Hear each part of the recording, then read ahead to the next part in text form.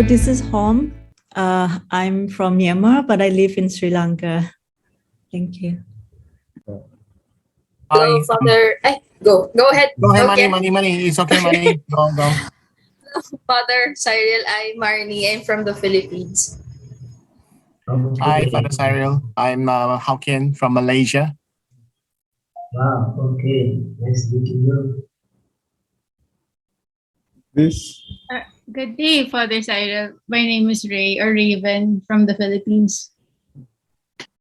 Good morning, Father Cyril. I'm Aaron Dinesh from Kuala Lumpur, Malaysia. Okay, nice meeting Hello. you all. My name is Amalina. I'm from Malaysia. I currently stay in Perlis, nearby Thailand. Okay. And we have Nirmal, who is our coordinator, but I think his connection has gone rough on him, so he's missing. Yeah, he's joining in. Nirmal? Yes, Yeah. sorry, doctor. I also got some disconnections, that's why. Yeah, okay, we have to introduce ourselves. You can introduce and start the session. Yeah, so shall we start, doctor? Yeah, we already introduced. It's your turn to Okay. introduce and start.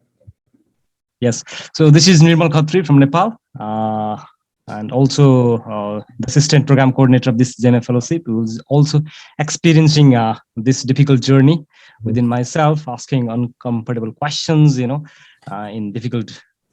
most difficult times also, and also and I'm also experiencing a lot of things. It's also helping me a lot, and especially to be aware of what I'm doing, why I'm doing. And we have these sessions about Zen, a kind of meditations. We have Father Cyril would like to express our deep gratitudes from the bottom of the heart for our efforts, times, resources, being away from each other, and also, which is very, I think technology helps us to connect. And once again, welcome to the sessions to all the GMF fellows, and hope all the concerns and questions regarding will also be exchanged during the sessions, as we have 3-hour sessions. So we will take maybe one break after the 1 hour. And any questions, exchanges will be also encouraged among each other. And once again, thank you very much, Father Cyril, for your time, efforts. Thank Do you. you have anything to share, Dr. Nat? Otherwise, I can just pass it to Cyril, Father Cyril. Please pass it. Nothing. Okay, over to you, Father Cyril. Thank you. So good morning to all of you. I'm glad to meet you through this Zoom meeting. And I'm glad that you are all interested in knowing the self, the consciousness of the self, and also living in a compassionate life. That is the aim of each one's life in the human existence. I'm glad. A few words about myself. I am Cyril. Now I am in a Zen meditation center in a place called Kodaikanal. That is the southmost part of India.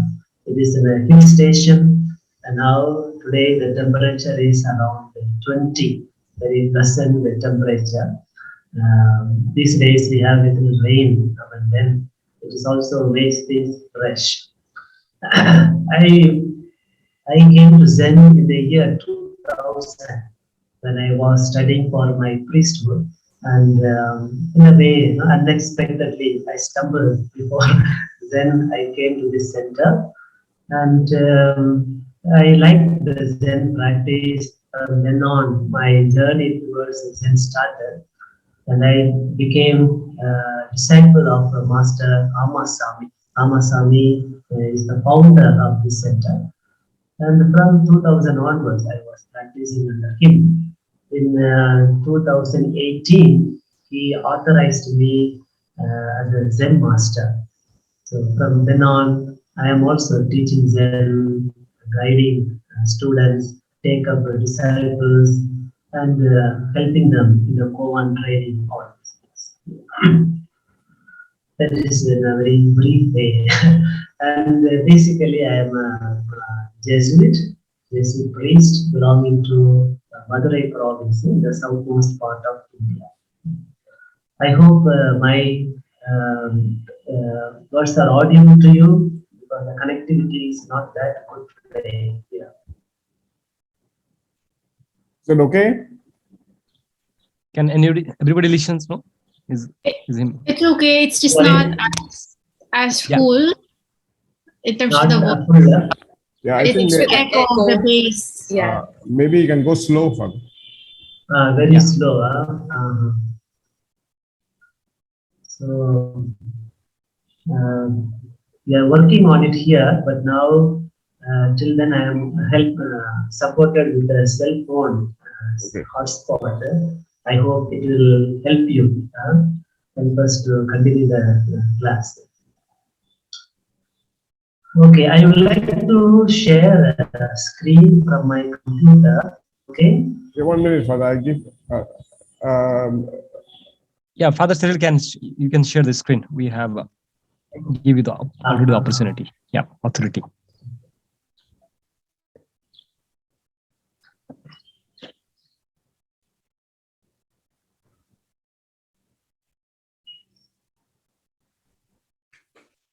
Are you able to share the screen, Father Cyril? Yeah. Yeah.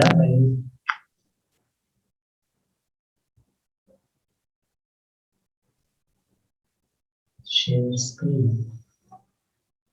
Host disable the participant screen sharing. I get a message. The host disable the participants screen sharing. Can you try one more again?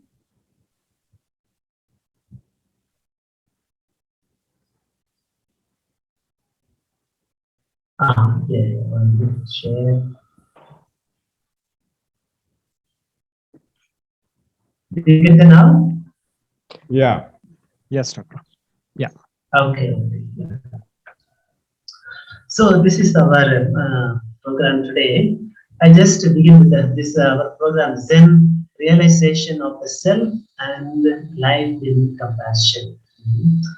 And I would like to begin with a small Zen story. Zen is very rich with a lot of stories, anecdotes, poems, all these things, paintings. It's a small story. One day, a monk went to the master and made a profound bow to the master and told him with all his earnestness, Master, it is almost 2 years that I have entered into this monastery, but you have not taught me anything special. And the master smiled at him and he said, okay, come. So he took the monk to the garden of the monastery. It was a lovely garden with tall trees, green grass, and singing birds, smiling flowers, and a running brook, gentle breeze.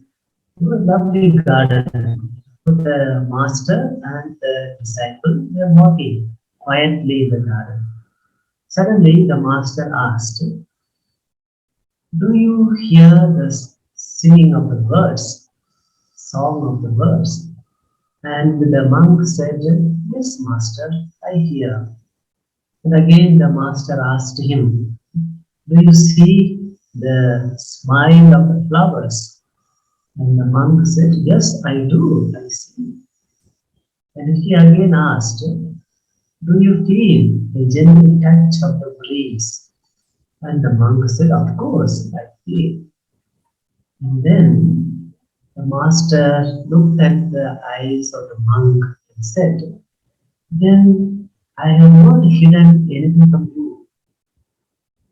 And at that very moment, the monk came to a deep realization. And it is a very well-known Zen story. What does this story tell us? What does it tell us?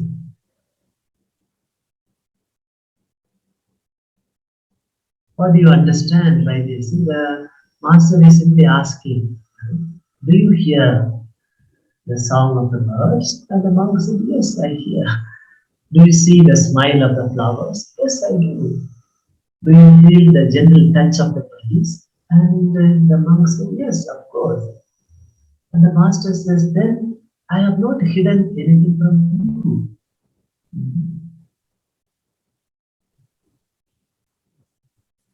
What does it mean? No? See, it simply means reality is everywhere. It's everywhere. It is in the song of the birds, in the gentle touch of the breeze, it is in the smile of the flowers, it is in the coffee you drink, it is in the food that you eat, it is in the clothes you wear, it is in the place you dwell, and it is in the people whom you mingle with, interact with, it is in the work you do, all these things. In Zen, there is a very beautiful phrase, it runs like this: there is nowhere to hide the primordial face. There is nowhere to hide the primordial face. What does it mean? Primordial face means the absolute self or the pure subject. You can call it the essential nature. There is nowhere to hide it. It means it is everywhere. It is everywhere. And therefore, it is in you, and it is in me, and it is in everything we are in contact with, everything that is surrounding us. Everything. Only thing is, we need to open our eyes, our inner eyes, and recognize its presence, and be connected, be rooted with that. That's all. That's all the Zen practice and everything. Okay, there's a small thing, a small story that indicates about the little bit about Zen. Today, for this session, I just give you a little bit introduction about Zen. Zen comes from Buddhism. You know, in Buddhism, there are two major branches. One is Mahayana and another one is Hinayana. Hinayana today we don't call it, we call it Theravada. Mahayana is a Sanskrit word, simply means Maha means great, Yana means vehicle, a great vehicle. And Hinayana is a small vehicle. Theravada means, today we call it Theravada because it is very close to the root or very true to the true teachings of the Buddha. That's what they claim. And you see, Theravada Buddhism is very much prevalent in the southern part of the Asia. For example, Sri Lanka, then Myanmar, then Thailand, Indonesia, all these places we have this Theravada Buddhism. It's very prevalent. And the popular practice in Theravada is Vipassana. In Myanmar, it is called Vipassana. Vipassana. It is a very popular practice. And whereas Mahayana, you can see the northern part of Asia, like China, Korea, Taiwan, Japan. In this place, you get Mahayana Buddhism is very much practiced. And Zen comes from Mahayana Buddhism. And Zen, the simply means the meaning of Zen is dhyana. It comes from the root word from Sanskrit, dhyan. Dhyan simply means meditation. Dhyan, meditation. There is a story that there's a monk called Bodhidharma, and he took this particular form of meditation from India to China. Bodhidharma is supposed to be from the very southern part of India, And he is here called the 28th patriarch of the Zen. And when he took this particular form of meditation from India to China, they say in history it must have been between 5th or 6th century, 5th or 6th century AD. And when he took this and went to China it was called Chan. Actually, the Dhyan is the Sanskrit word for Dhyana. And in Pali, it is called Jan, Jan, Jan. You know, when Buddha was teaching, most of his teachings and everything was in Pali. So in Pali, it was called Jan. And Jan, when it went to China, it was called Chan, Chan practice or Chan temple or Chan master. This way. And from China, in the history, you can see it spread over to Korea. In Korea, it was called Song practice. And from Korea, when it spread to Japan, in Japan it was called Zen. So this is how it goes. Zen becomes Dhyan becomes Jan, Jan becomes Chan, and Chan becomes Zen, like that. And it is said Bodhidharma in Shaolin, he meditated in a cave for 9 years, facing a wall. Very strict practice. Towards the end of 9 years, he had one disciple who came. In Chinese, it is called his name who came. And it is said Bodhidharma taught 3 yams in China. Well, 3 yam. 1 yam is meditation, asking them, helping them to concentrate, focus the mind, meditation.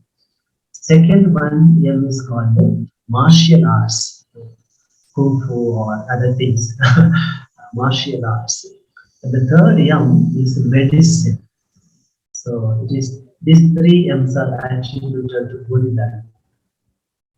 And he taught Zen and the practice. You know,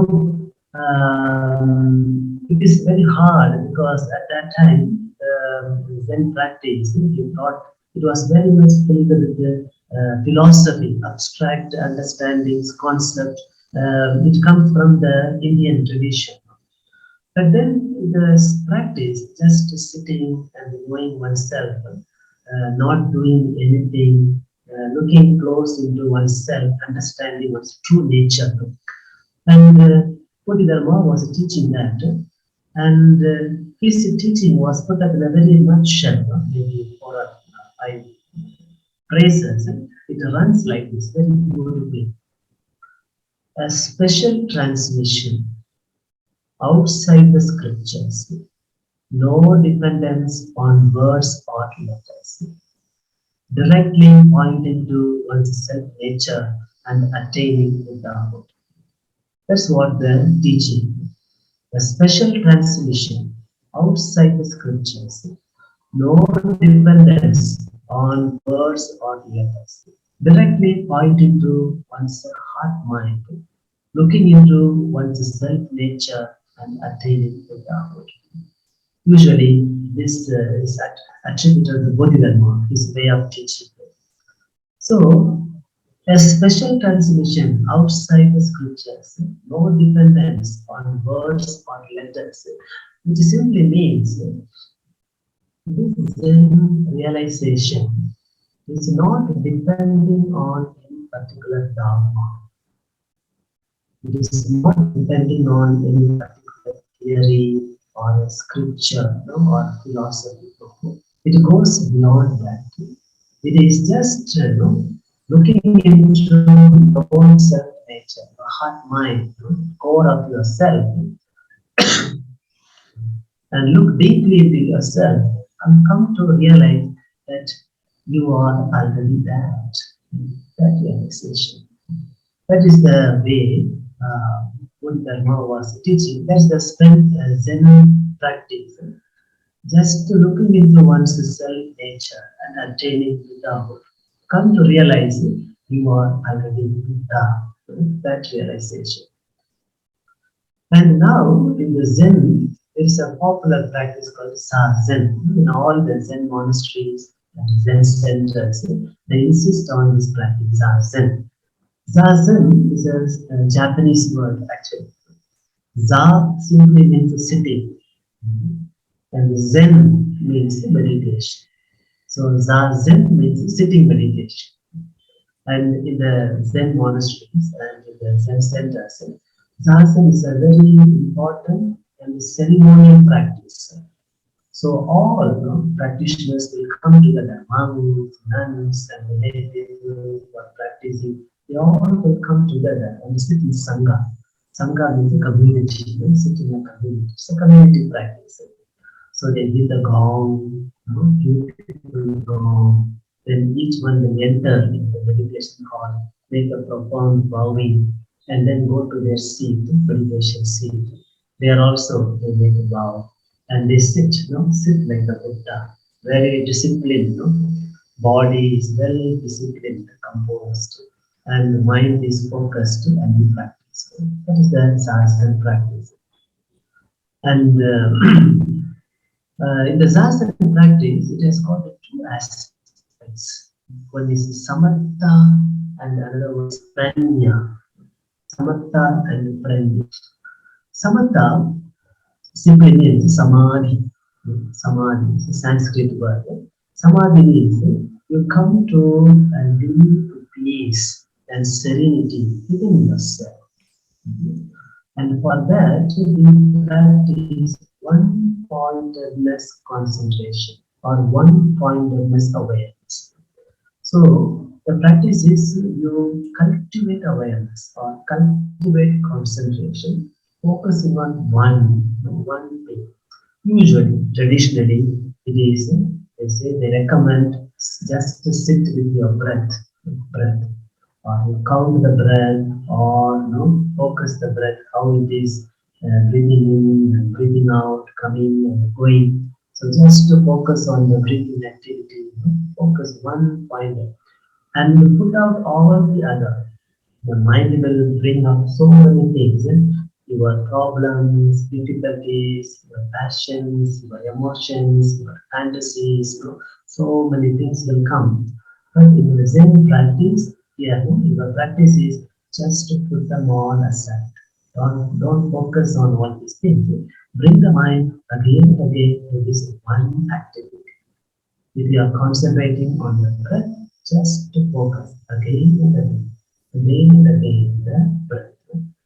And it is in the beginning it is difficult, but in the course of time, you come to realize maybe after 5 to 10 minutes, you enter into a deep peace. The focused concentration helps you to calm down the mind. Mind becomes very calm, docile, very serene, and the body also feels very free from stress, free from tension and pressure. So you feel very light. It is very good for your well-being. And then mind becomes very sharp and very focused. And you feel deep joy and happiness within yourself. That is called samatha. It is not at all difficult.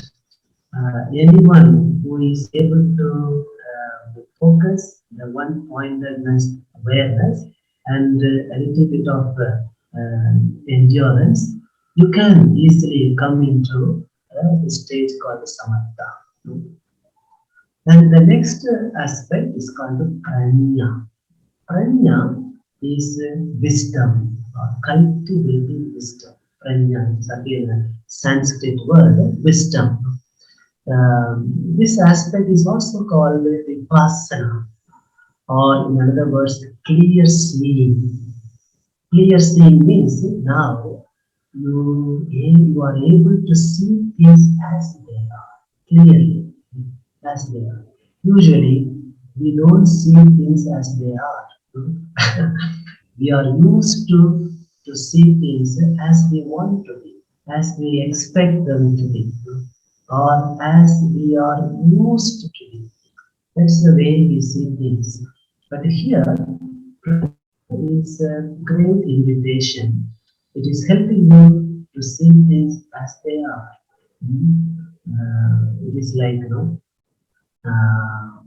suppose if you wear a colored glass, a red glass, everything you look will be red, isn't it? The trees, the sky, and the space, everything looks very reddish. If you have a green glass, everything will look green. Put a blue glass, everything will look blue. And here, remove all the glasses and see things as they are really. That's the thing. The samatha part is helping you to bring your mind calm, serene, quiet, and clear. A beautiful example will be, imagine there's a small pond in the garden, and there is water in the garden pond, and if the water is what to say, with the colored water, how to call it, is stirred, the water is stirred and not clear. Will we be able to see what is underneath the water? When the water is not clear, muddy water, the water is very clear. You cannot see because the water is very muddy. But then, if you allow the water to settle down, maybe some time, you wait for patiently, and then when the water is settled down, and the water becomes very clear, crystal clear, and now when you look into the water, so you are able to penetrate, see through the water and see what is happening. Maybe the fish or water, small plants, water could be. That is how the practice is.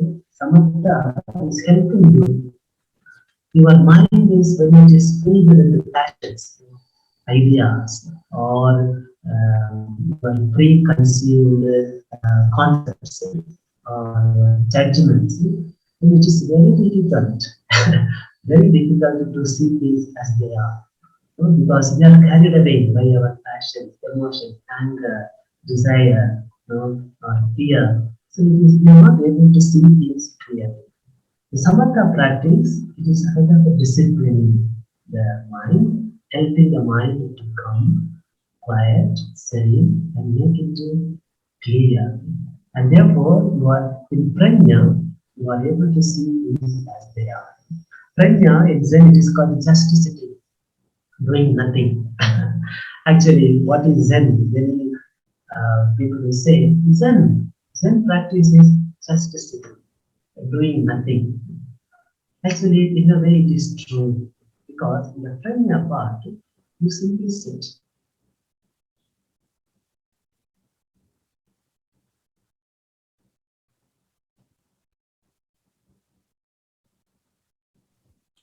I think we lost him. Yeah, we lost him.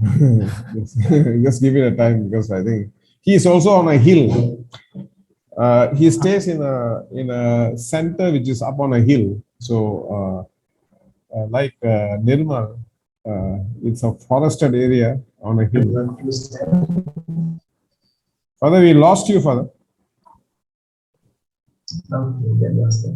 We lost you. Are you able to hear me now? Yeah. Now we can hear you. Now we can hear you, but I think we lost 30 seconds. Okay, there was some problem.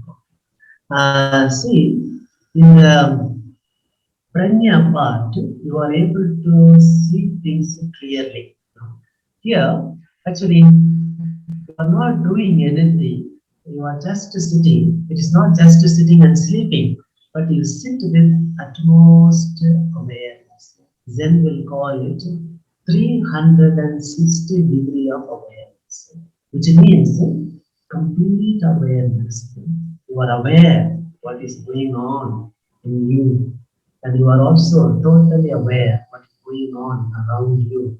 So you sit with a complete alertness, and here you are able to see things better, clear, and some deeper understanding, realization takes place.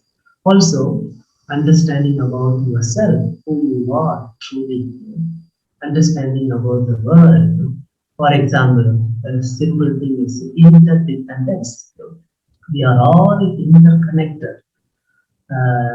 You may be having a problem with someone, but then when you look into that, there is a lot of connections all around you. That person reacted to you in a very angry way, but it has got its own connection, behind these people around him, the situation around him, his health condition, mental condition, physical conditions. We are all interconnected, you see. And we are not only with the people, we are connected with the nature, the air, the sun, the moon, the universe, whole thing. So you come to realize you are just a part, a small, insignificant part of the whole universe. That kind of a realization. And another thing, another deep understanding of Buddhism is anicca. Anicca means impermanence. Everything is changing. Nothing is permanent. Everything is constantly in change. Even your mood, today, this moment, you may be happy. Maybe after 5 minutes, you may be sad, or you may be bored, or you may be very, even fearful, angry. So our change, our moods change, our thinking changes, our understanding changes, our whole body changes constantly every moment. And our life situation changes, seasons changes, everything is constantly in change. Anicca, nothing is in permanence. That kind of a deep realization. So these are all deep way you come to realize it in the prajna part. Okay, then I will come to the next one. Shikandasa. Shikandasa is just sitting. It's again a Japanese word.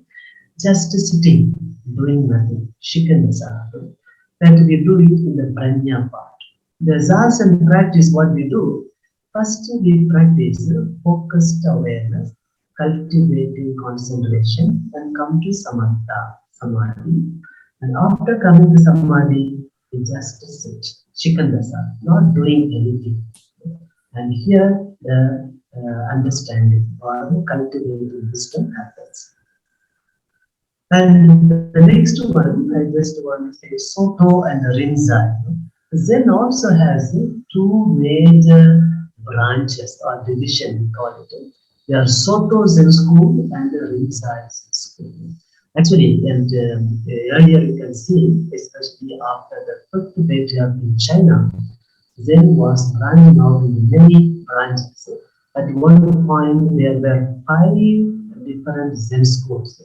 Soto Zen school, the Rinzai Zen school, Gyo Zen school, Hogan Zen school, and Unmon Zen school. And even all these schools finally, after in the history you see, they also club up or converge with other schools. And finally, today we have these two major Zen sects. That is called Soto Zen sect. Another one is Rinzai Zen sect. Soto emphasizes more on sitting, just sitting, shikandasa.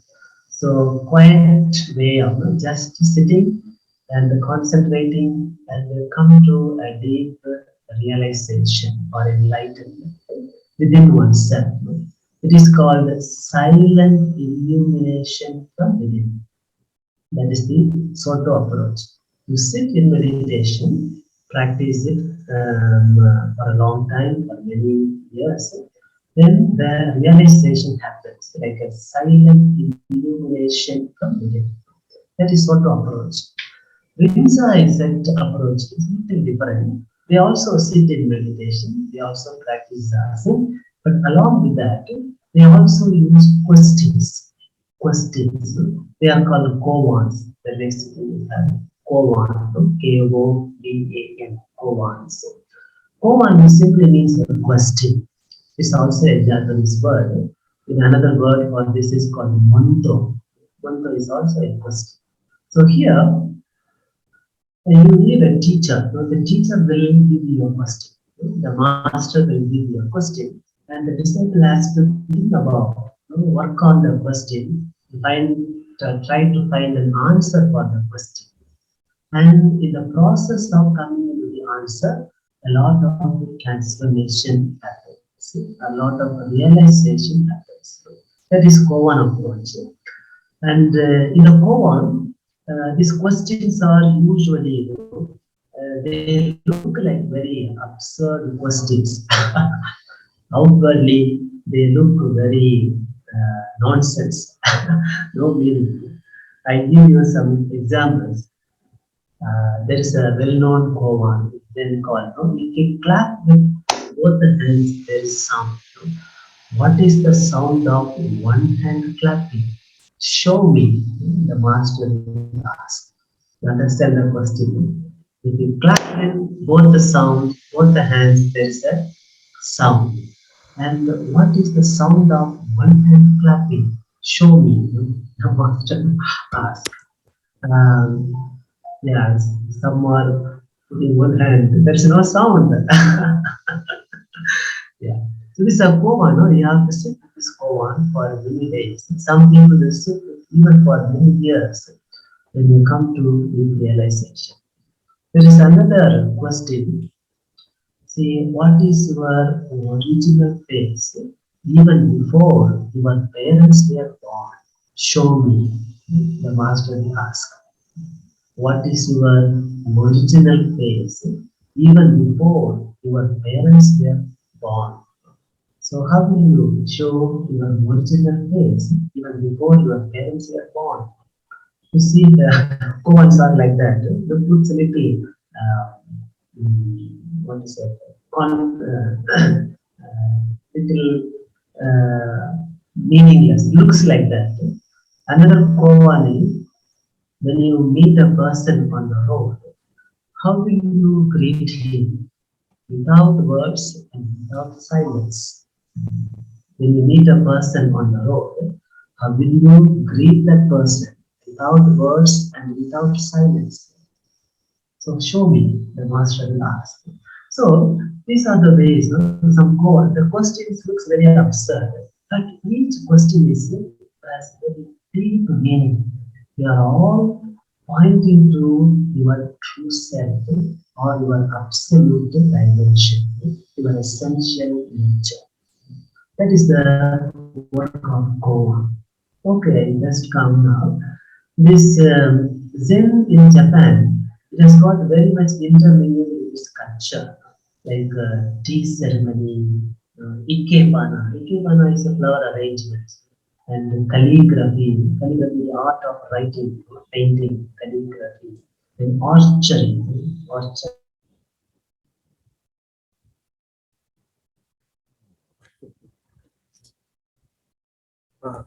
He's into Zen now. Japanese culture is interweaved with Zen practice. Hello, do you hear me now? Yeah. Now and then a little disturbance, but Okay. So that is the way Zen and Japanese culture is very much integrated. And it is because of it, for many centuries, it has been in the Japanese culture, a difficult part of its culture, the way of living, the way of expressing, it's all like that. Okay, now we are, shall we sit in meditation for at least 10 minutes?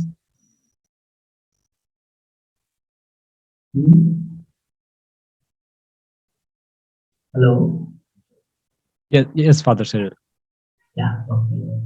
So this meditation, I will just teach you. Very simple, no? Mm.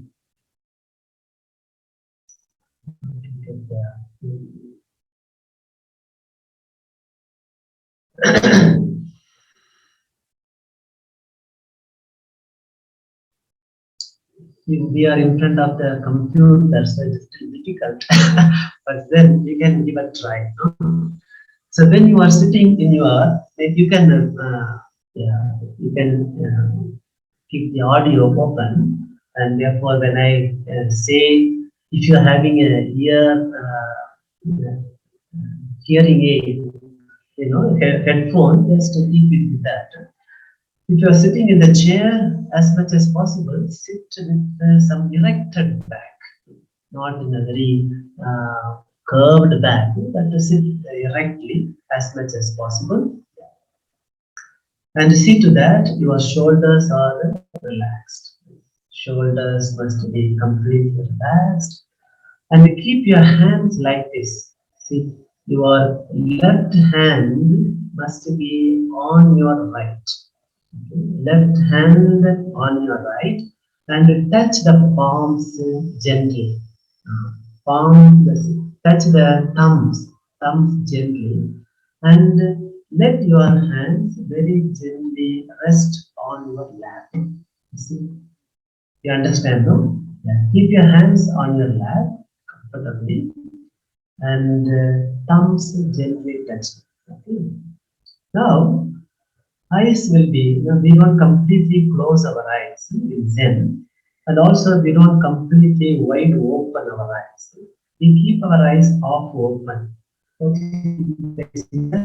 Maybe down, and your focus is completely in what's going on and what is going around you. So I just tell you just to follow my directions. As you are seated, when you take one deep breath in and deep breath out. You can take one or two more breathing, deep breath in and deep breath out. And now we are going to practice the practice called counting the breath. That is, when you breathe out, count one, as long as the breath out goes. And when you breathe in, naturally, you don't have to do anything. The breathing in naturally happens. Next, breathe out, count two, like that, as long as it goes. And the breathing in naturally happens. And next, breathe out, count three, like that, as long as it goes. And the breathing in naturally happens. The next, breathe out, count four. So if you do it up to 10 like that. So very simple. The breathing in naturally happens. When you breathe out, one. Then the breathing in. Then two, as long as it goes. Then breathing in happens. Then three, as long as it goes. Don't push too much. Gentle, natural breathing. And now your entire focus must be in the abdomen. So bring all your attention in the abdomen. So what you see? When you breathe out, the abdomen shrinks. The abdomen shrinks and going a little bit inside.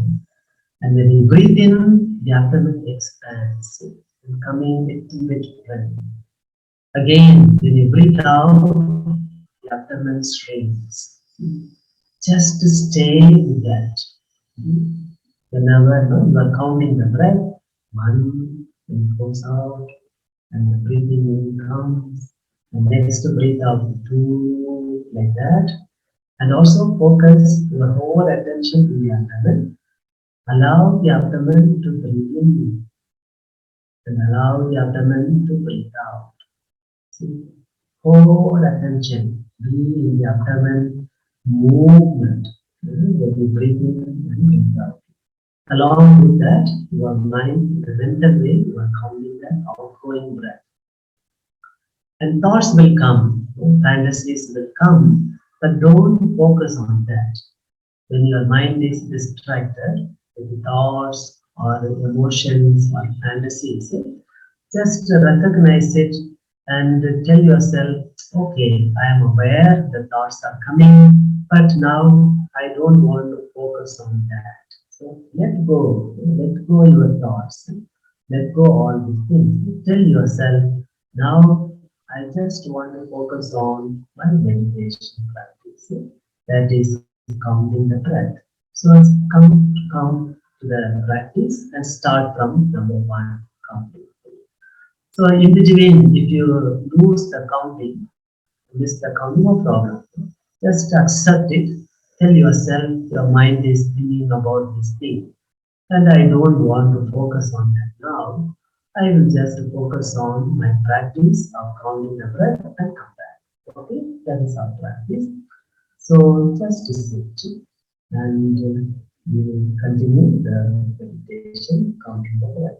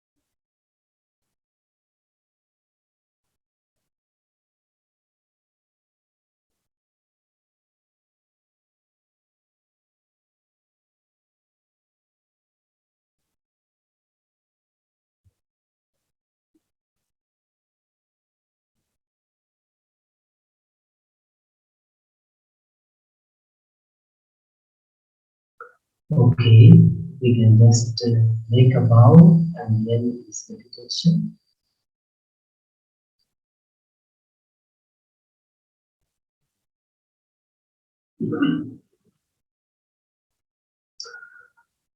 Good.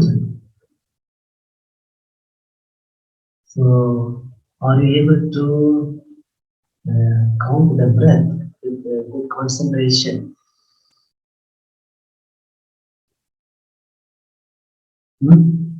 At least one full round, are you able to make from 1 to 10 without missing the count? Are you able to do?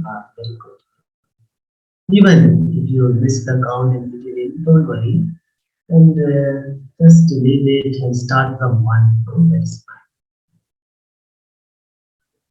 fine. Are you able to feel the movement in the abdomen? The abdomen expanding, the abdomen contracting. You are able to feel the movement. Yeah, that's very good. So we'll also do 2 more times meditation, short sitting. So next time, try to be focused on that practice and be one with the movement and counting the breath. That will be very good. Okay, so we have. Do you have any questions? Maybe you can have some brief questions you can ask. And I thought we can have a short break and then continue the next session. Any questions? Maybe you will, Father, let them, maybe they can take a break and think of things that they may want to ask you. Okay. Just take, relax on your, take 5 minutes. Yes, Nirma.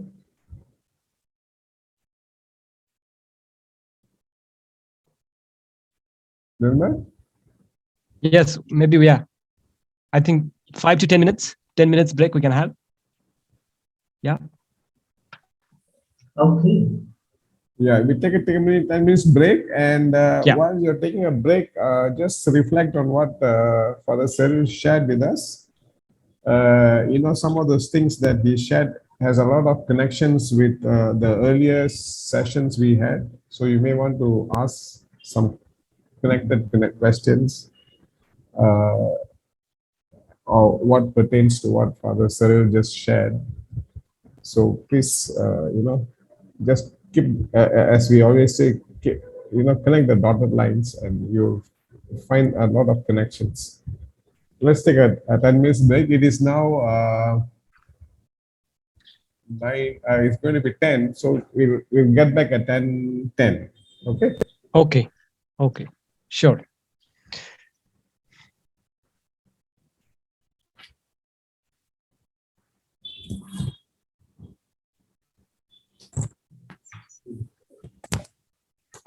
How is the weather there, Father? Weather is very pleasant now. We have 20 to 21 degrees. Oh, okay. That's a great weather. It's it's getting very hot in Kerala. Though Kochi is not so bad, but Palakkad and all these places are really, really hot.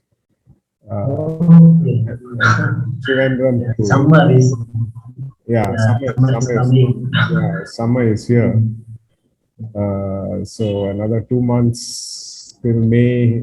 Till May, I think May the monsoon will set in then. But anyway, the climate is so changed, so we do not know when it's going to rain or when it's going to be hot.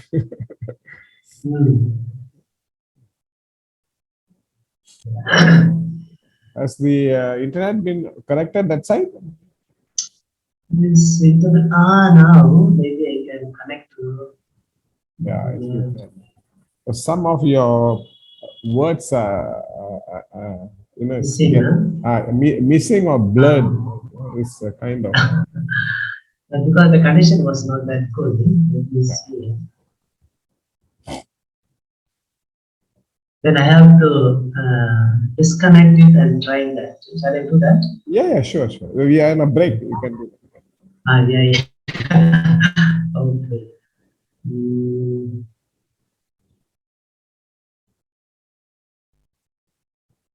Or you can leave this connection alive and try the other connection if it is possible.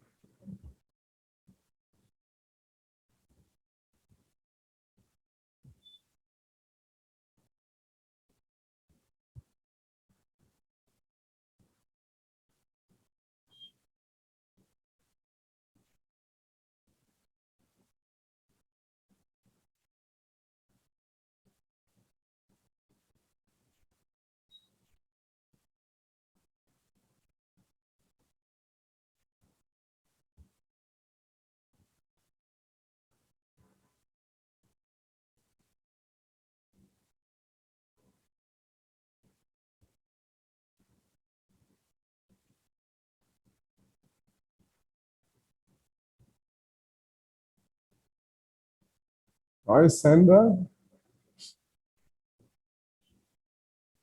You are, what's the time there now? Yeah, 10:30, but Oh. it's okay. 10:30 is okay. Yes. It's Sometimes it's 10 o'clock. yes, Professor. 10 a.m. here. Oh, And so it's like 12 hours. yeah. You are in Mexico or somewhere else? Yes, I'm in Mexico.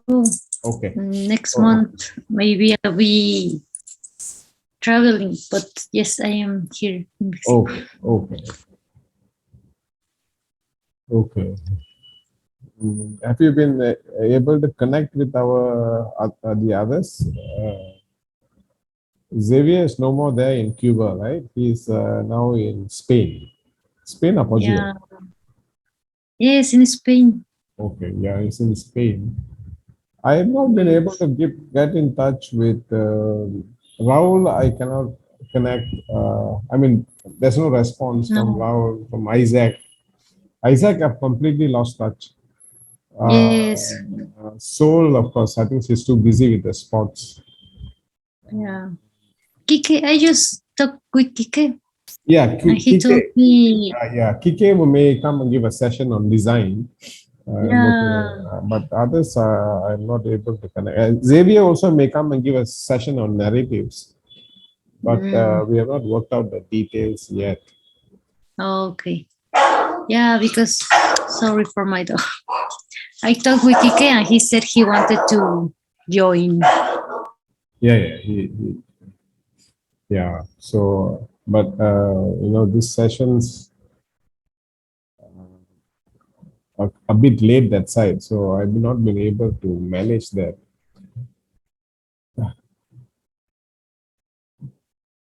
It's difficult actually. The time zones are so different.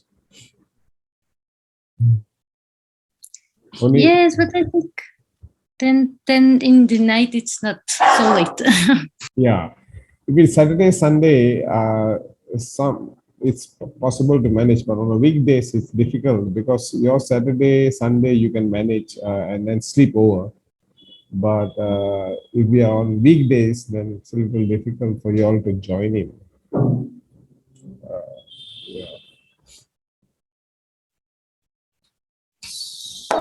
Yes, it's on the weekends. Yes. Friday, Saturday. Let's say how to, because I still have to reach out to a bit of the Latin Americans in relation to the indigenous communities. I've not been able to do that at this point in time.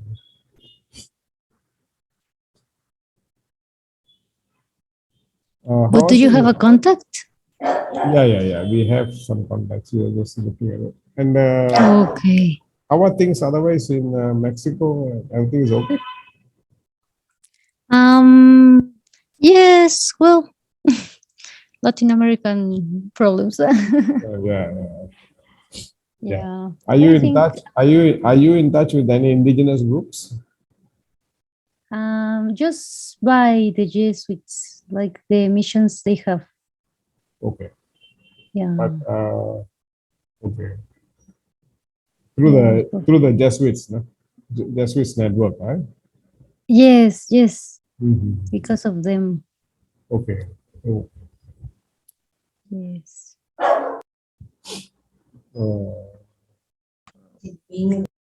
yes, I think all are back. Father is trying to get his internet connected. I hope, because this line is okay, but there's some words which are swollen. And it's not clear. Yes. I hope this is the correct internet connection. Yeah. Are you okay now? I Father? couldn't hear the Oh. third Coven. The connection is not yet here, Okay. so I am just still connecting with the phone. I will share with you some of these things later on.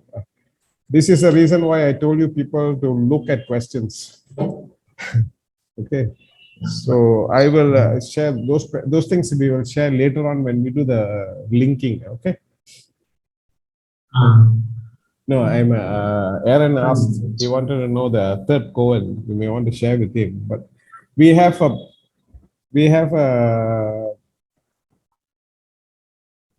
it's gone.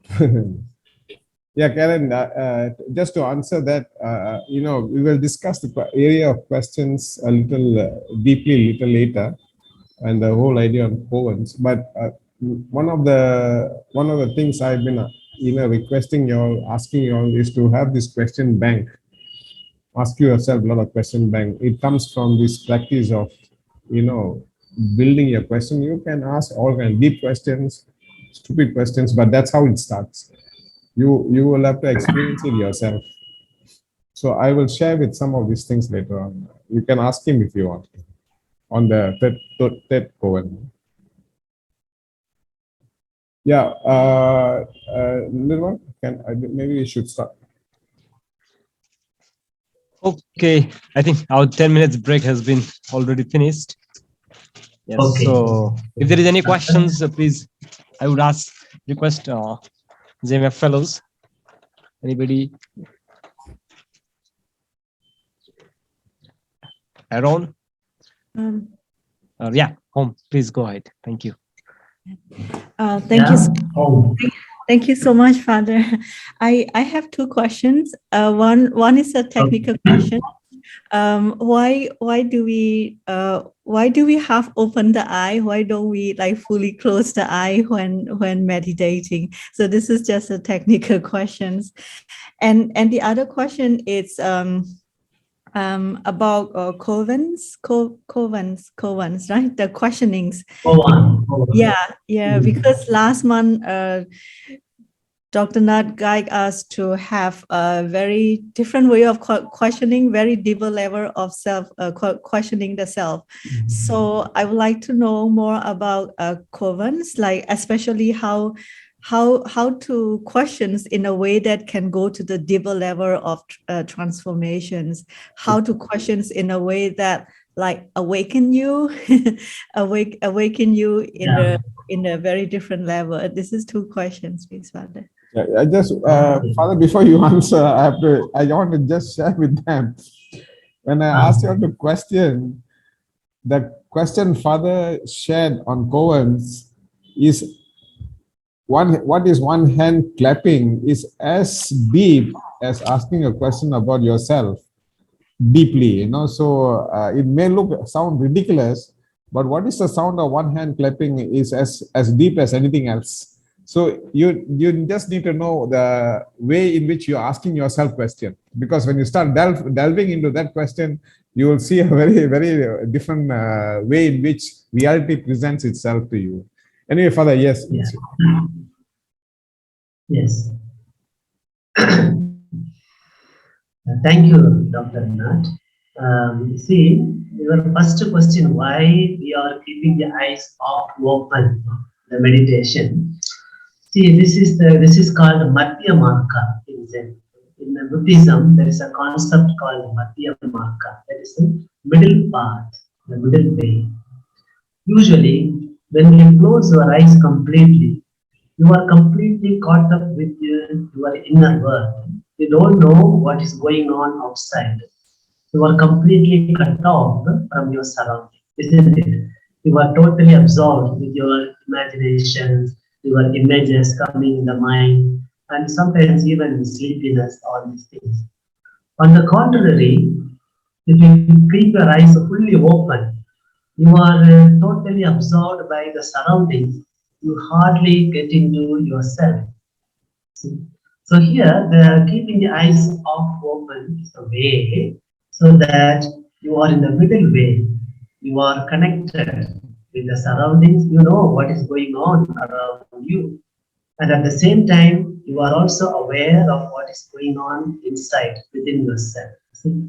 So in that way, you are awake within and without, that way. So that is the way the Buddha taught, of open eyes. Even if you see the pictures of Buddha or the statues of Buddha, mostly you see the eyes are off open. The Buddha will be deeply seated in meditation, keeping the hands together like this.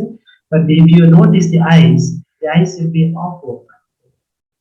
In the beginning, it is a little difficult. You may get some pain or some headache also. But if you practice for a while, for some days, after that you realize that is the most conducive way for the eyes to be rested in that way. You need not even blink your eyelashes. Your eyes can be just in that way, even for 1 full hour, even without making any blink.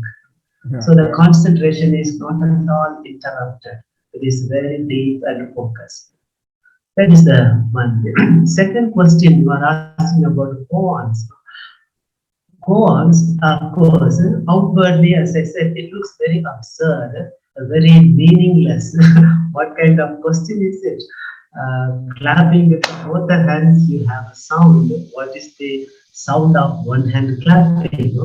It has no logic, or it doesn't look kind of meaningful thing. But then this one hand clapping, it is pointing to your true self.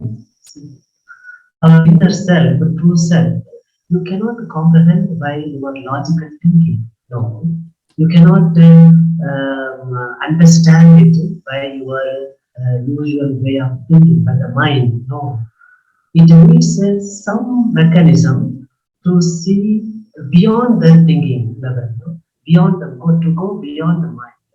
So koans are in a way given you so that it will rupture you. It will rupture, or it will undo your logical way of thinking, so that you don't have any grip now. You cannot even solve it by your explanations, reflections. No, it won't do. And finally, there is only one way you learn to go beyond it. That will come in the practice. No? In the beginning, you come present and answer to the teacher. The master will say, no, come next time. So you have to come again, bring another answer. The master will say, no, not enough, come next time. So you go back and again work on it and come back again. No? It goes on. But it is kind of negation. No, not this, still go beyond. No? And then finally you come to a sudden understanding of that. And a lot of change happens when the master rejects your answer. No? What happens to you? No? Are you able to have the strength to go enduring it and present it again? No? So all these things are there. Only when you work out with the koans, you come to know how beautiful it is, how beautifully it is awakening yourself or opening yourself to reality. Yeah. So, Father, we have through this journey, we have one section on them developing a kind of a living library of questions they ask themselves. They need to ask themselves. So your introduction of koans is a natural connection, and now they have to see the connection. So thank you so much. Very good. Okay. So we continue.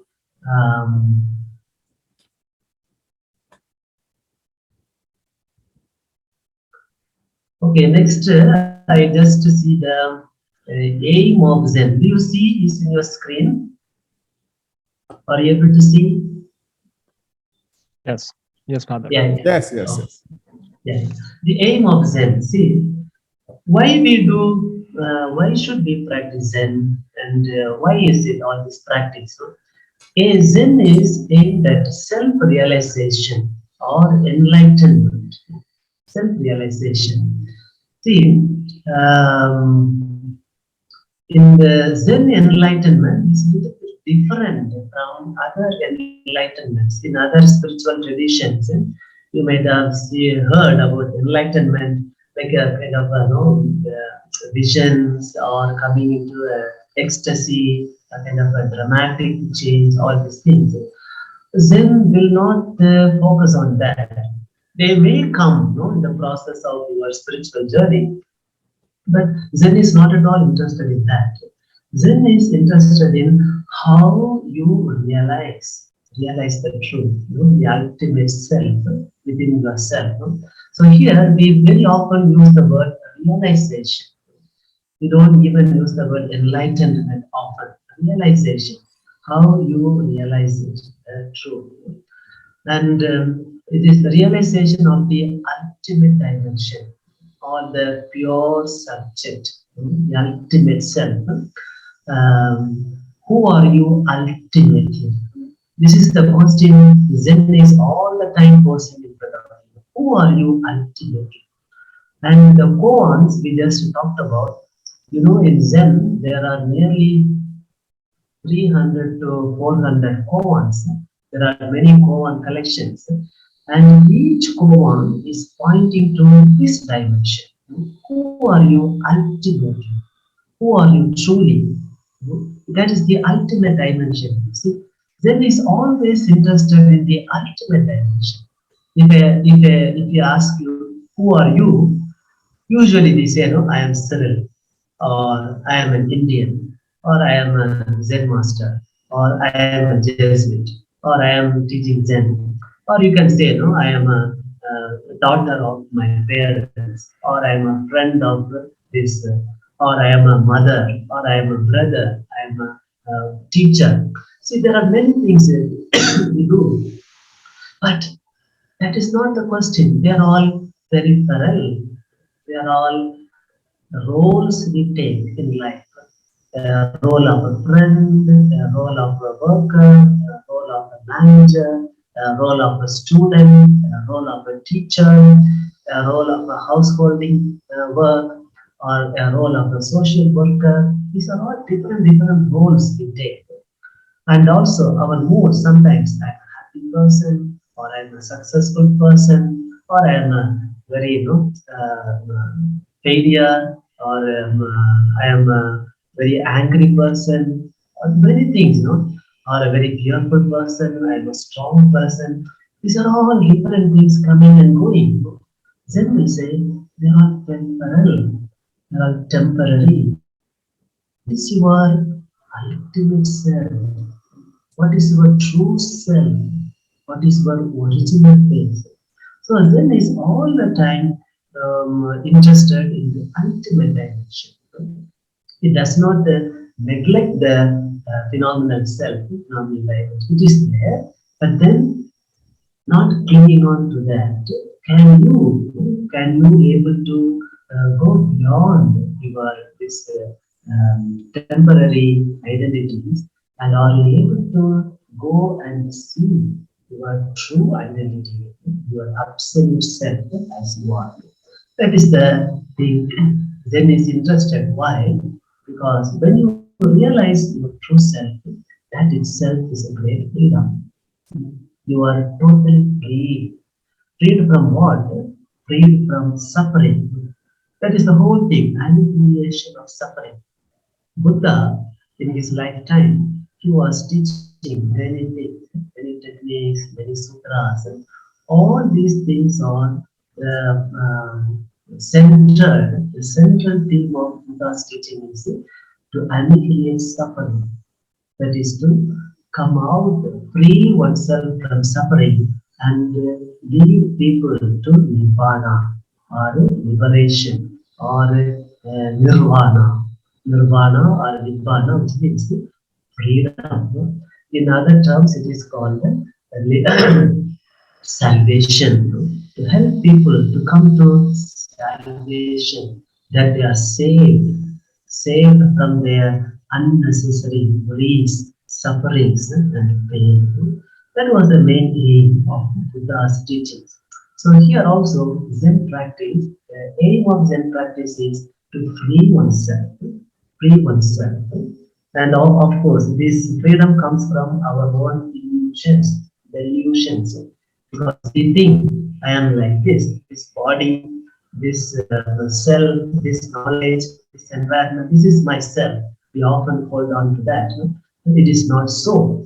Your true self is much, much vast, wide, limitless. No? And when you come to realize that dimension, you are totally free. You are not at all worried by other things, or you are not at all carried away by the other ups and downs of life. That is the thing. You know, the Buddha's four noble truths, you know, no? You might have heard the first noble truth is dukkha, that there is suffering. There is suffering in this world, in this human existence. Suffering is a dukkha, or suffering is a reality. It is a reality. You cannot outdo it. There is a suffering. That is the first noble truth. And the second noble truth, the Buddha said, there is an end for suffering. You can end suffering. There is an end. How? He says, the third noble truth is, there is a cause for suffering. All sufferings comes from a cause. There is a cause. There is a cause for suffering. And the fourth one is, there is a way to end suffering. So Buddha shows the way, the eightfold path, which is called.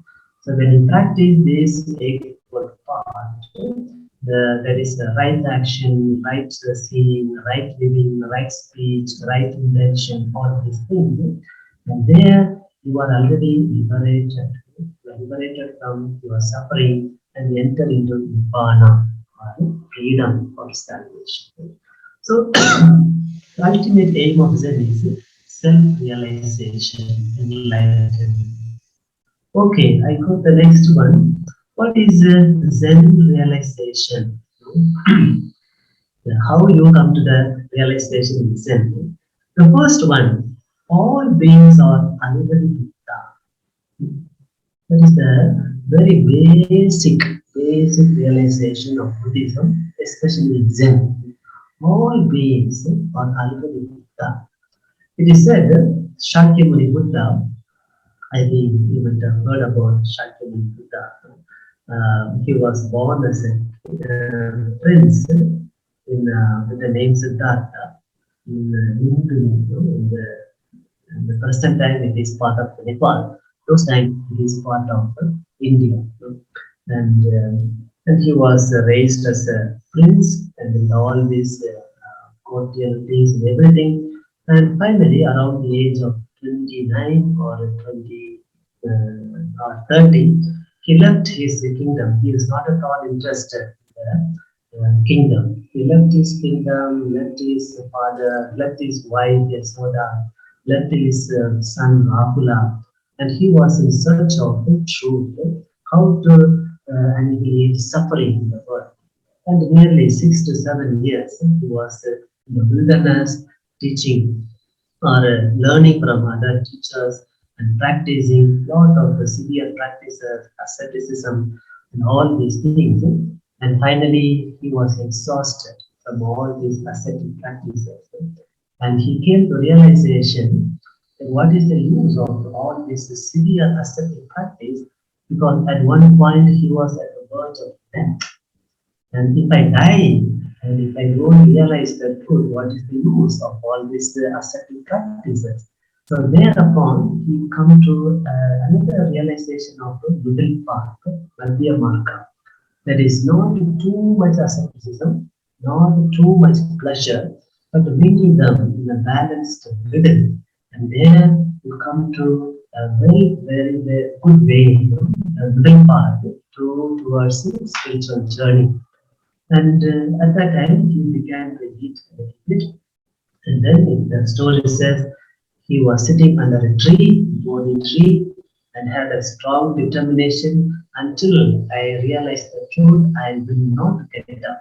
And therefore, he had a strong determination and he was seated under the tree in meditation. All night he meditated. This was the 8th of December. On the early morning, when he raised his eyes and saw the eastern horizon, he saw the gleaming star Venus, beautifully bright and elegant, the glitter or the brightness of the star Venus. By looking at, he was deeply awake. And after getting the deep realization, he was thinking whether to teach this realization to people or not, because he was doubting if I teach, will people able to grasp it, understand it, or they may not understand because it's very subtle, he said. And finally, after some days, he realized, no, I should teach. Whoever would like to understand will understand. At least for some people, they may be able to understand. So he started teaching. And the first utterance of Buddha is this. That is his first sermon, the first truth he said. Wonder of wonders, all beings are unlimited Buddha, endowed with Buddha wisdom and Buddha virtue. He said, wonder of wonders, all beings by nature are Buddha, endowed with Buddha wisdom and Buddha virtue. That means you and me and all the things we see, the trees, the animals, the plants, the hills, the rivers, the stars, the mountains, the stones, and everything and in the universe, all beings by nature of Buddha, they are already Buddha, endowed with the Buddha virtue and Buddha wisdom. But most often, we are not able to realize it. Why? Because of our ignorance. Maybe we are all sleeping Buddhas. We are still sleeping, not able to recognize or realize it. It was the first utterance, the first sermon of Buddha. All beings are only Buddha. That is the basic realization. And as a realization, you also come to realize, see, we are in two levels. Form is emptiness, emptiness is form. There is a sutra called Heart Sutra. That is a very core to Zen practice, Heart Sutra. The core of the teaching, the Heart Sutra, is this. Form is emptiness, emptiness is form. Emptiness is a word Zen uses to point to the ultimate action. In popular Buddhism, it is called the Buddha nature. You can even other religious can say. So emptiness actually comes from a Sanskrit word called shunyata. Nagarjuna says shunyata. Emptiness, nothing, no thing. And this emptiness, it is Zen using this word emptiness, because it is empty of all your understanding about it.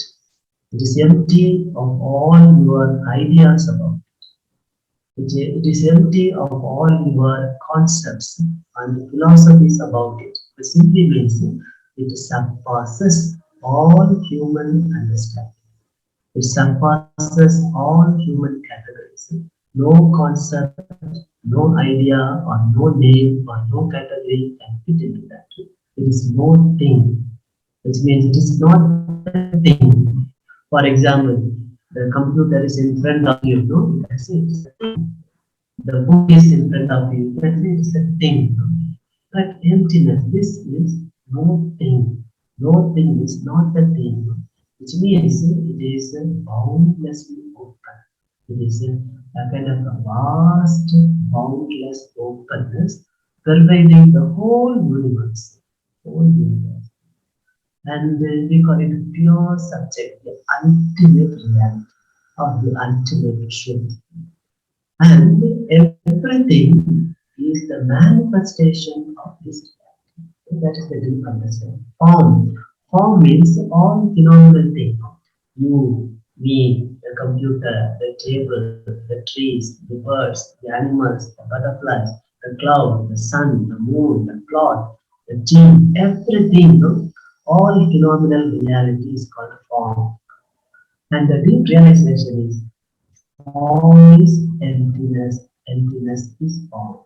Which means the same thing. Everything is the manifestation of this emptiness, of this Buddha nature, of this ultimate reality. Or ultimate reality also, we use the word, but finally it is a mystery. That means we cannot grasp it by our human perception. We cannot objectify it. We cannot grasp it, understand it. So many people also use the word mystery. It's a mystery. And every phenomenal reality, you, me, even the chair, the table, everything is the manifestation of this mystery of emptiness, of this mystery of humanity. And emptiness is form. That means this ultimate self, your subject, it is not somewhere else. No, it is not hanging somewhere else. It is just manifesting. You are nothing but the manifestation of this system. And everything you see, the animating or inanimating, everything is the manifestation of this system. They are inseparable. Inseparable. You see that dimension, that realization. So, according to Zen realization, we are in two levels. See? One is the level of phenomenal level, and another one is absolute level. You have a body, you have a voice, you have eyes, the six skandhas, Buddhism calls, skandhas, six aggregates. That is the body, then your perception, your feeling, your consciousness, mental reaction. Five skandhas, they come together and it gives this existence of human existence. And other things have less aggregates, like inanimate things. But every phenomenal reality is nothing but a manifestation of the ultimate reality. So, phenomenal level, we move in two levels. One is phenomenal level, that is limited. You are limited with space and time. But the ultimate level or the emptiness, it is no limit, boundlessly open. It has no birth and no death. It has no beginning and no end. It is vast, boundlessly open. And in that dimension, you are already home. You are already home. There is no going and no coming. And in that dimension, you are already peace. You are not worrying or there is no anxiety or no worries. You are already in deep peace. And in that dimension, you are already free. You are not bound by anything or you are not clinging on to it. You are totally free in that dimension. And in that dimension, you are complete. You dwell in completeness or sufficiency. In Sanskrit, there is a word called Purna. Purna. Purna means completeness. Nothing is in lack and nothing is in excess. You are in dwelling completeness. In the Bible, there is a word called in the Song of Songs, my love, my beloved, you are pure without any blemish. You are so beautiful. Which means in the ultimate level, you are pure, immaculate. Immaculate means without any flaw, without any dirt, immaculate, pure. So you are complete, completely pure in that dimension. And it is not somewhere, this dimension is not somewhere else. It is yourself. It is yourself. That is the deep realization.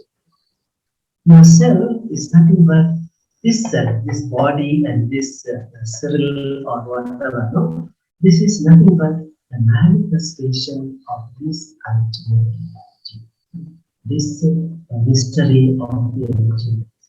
So that is yourself, that is your true self, so to say, original self. So then we'll see, time to time, come to dwell in that dimension. And you can relax, you can be at ease in that dimension and get strength to face your daily affairs. Okay. And then we'll say, you are Buddha, awakened to this dimension. So there's a story, I just put it in the pink color. Story. Once a monk went to the master, the master and said, Master, I want to become Buddha. Master became so angry, and he grabbed the monk and threw him out of the window. The monk was so scared.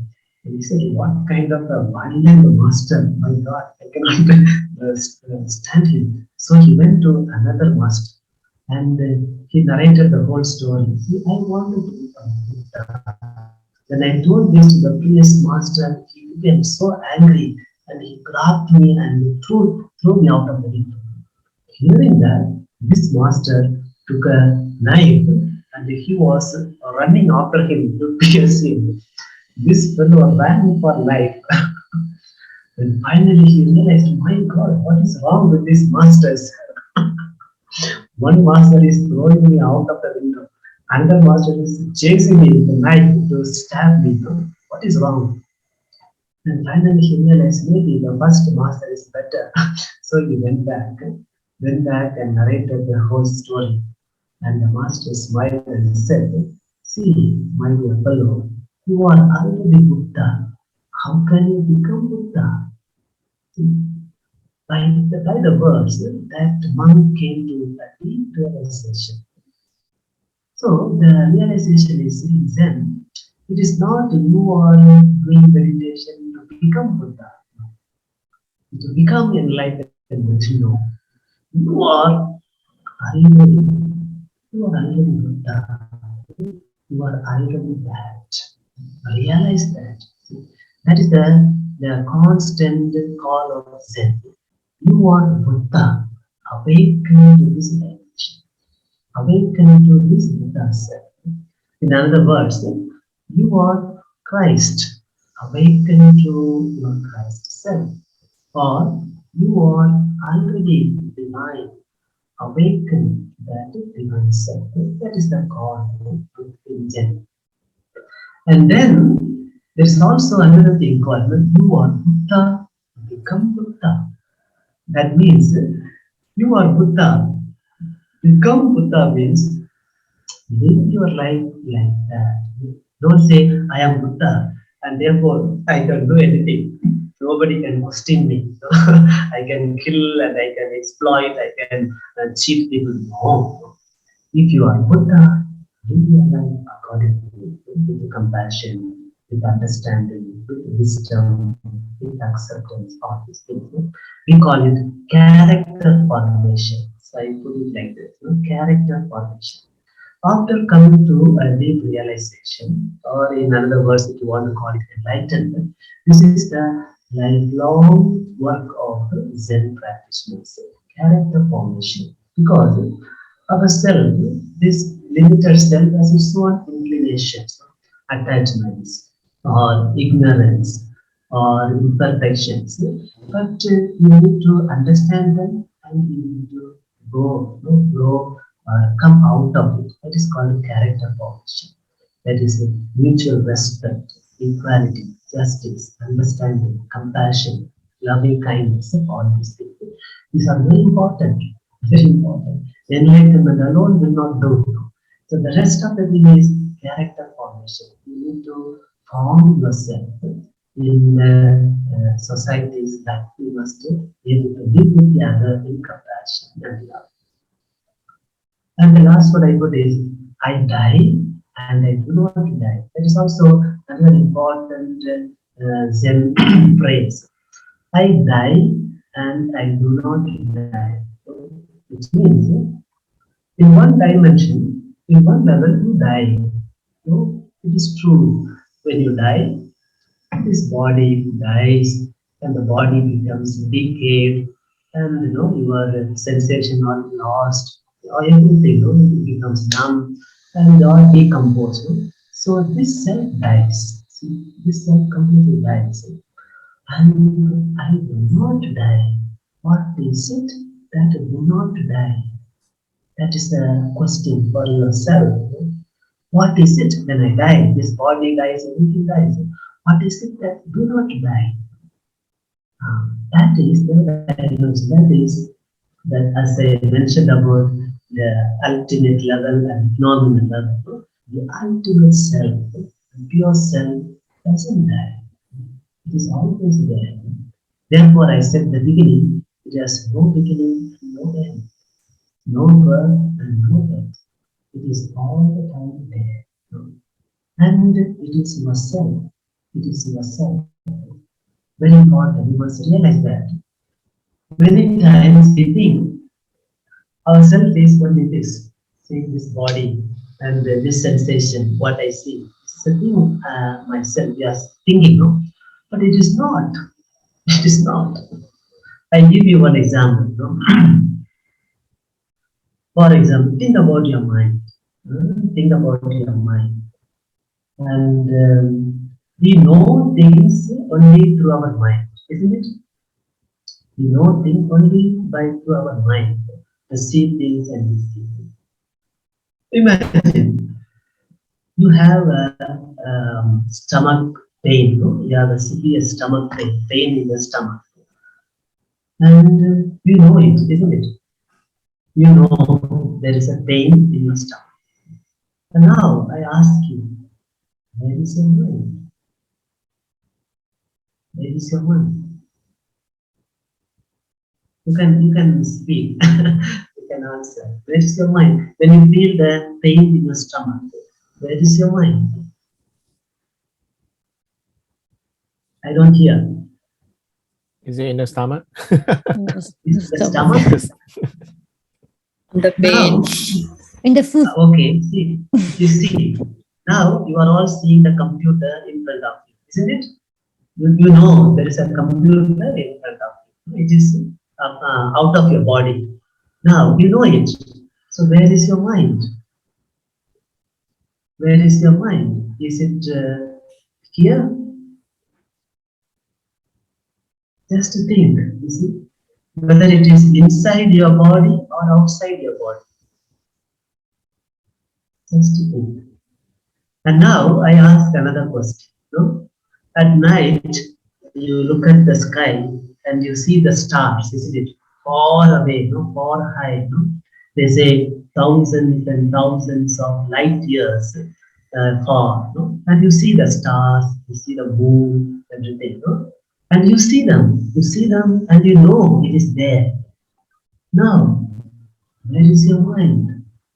Is it here or there? It is here or there, far away. Where? Where is your mind? And now I ask you another question. You see, you are all maybe now today, no? It is 2022. We are living, no? Think of maybe 10 years back in your life. 10 years back, maybe think of any incident that happened. That is very strong incident. Maybe very strong incident. So think of that mind. Think of that incident 10 years back. And you can immediately picture the whole scene what's happened. You can see the people involved in that. You can see what are the words they talked about it. And you can even feel the whole feeling now, even now. So the mind can immediately go back and grasp the whole picture of the past. Now tell me, where is your mind? Is it here in the present or in the past? I don't hear. Past. I don't hear. Past. Huh? The Not in past. the mind is not in the present. So it is not in the present? Still in the present. No. I still in the present. Still in the present. Still in the present and also in the past. Yeah. The past. What about the place? If the mind is here or there in the sky?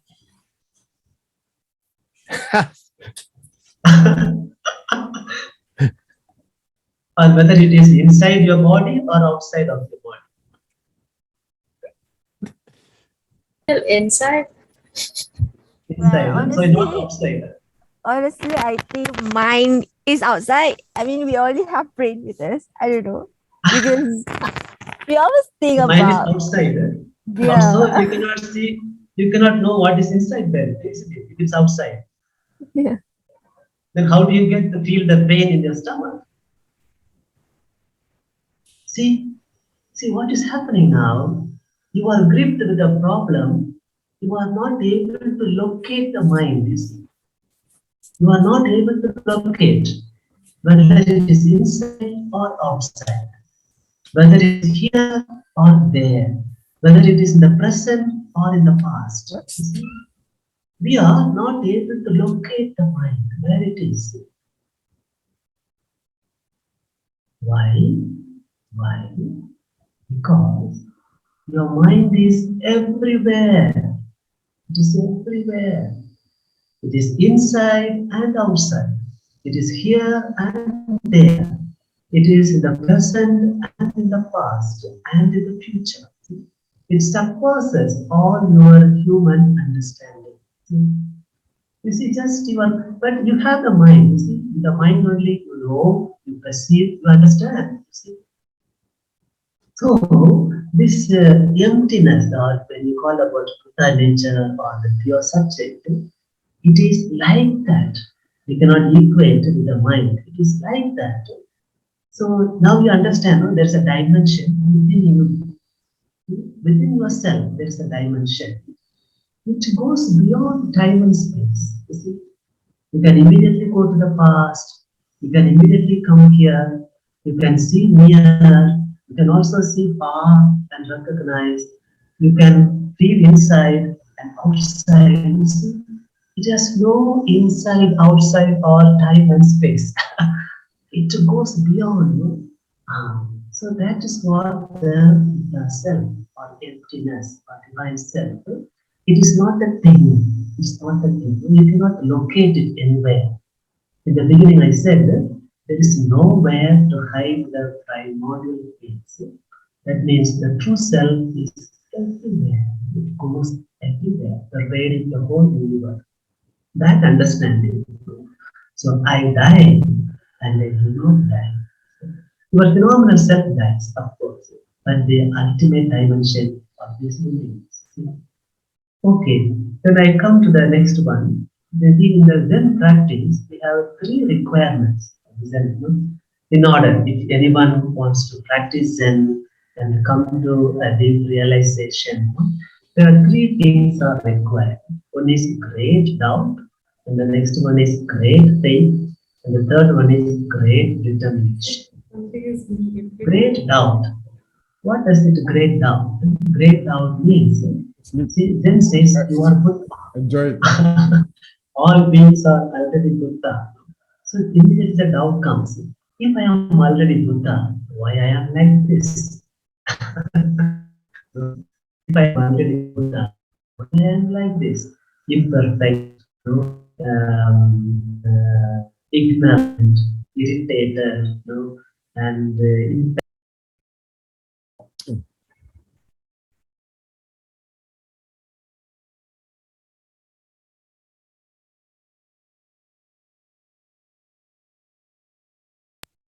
That's the Okay. yeah. Audible now? Now we can hear you. Yeah. Okay. Yeah. So that is the great doubt. If I am already Buddha, why I am like this? Imperfect, irritated, infectious, and limited, all these things. And a great faith. Second thing, great faith means so you come with a great doubt in the practice. And a great faith is faith in the way of your spiritual path. There are so many people before you practice this way and come to a deep realization and come to awakening. They come to enlightenment or salvation. So you trust in the way, or you trust in the Buddhas and patriarchs and all the people, for people who walked in this way and annihilated suffering or entered into Nibbana. You trust in the way and practice. And the great determination. Determination is you are you sit with a true, very strong determination. As I told the story, the Buddha said, unless I realize I will not get up from this seat. Like that, whatever happens, I will dedicate myself to this spiritual path until I come to a deep realization. Come what may, physical problem or mental problems or psychological problems, come what may. When we sit in meditation, usually our mind becomes very active. So they bring, oh, you have to do this, you have to do that. That's a problem. Your this problem, difficulties, fear, anxieties, darkness, depression, everything will come.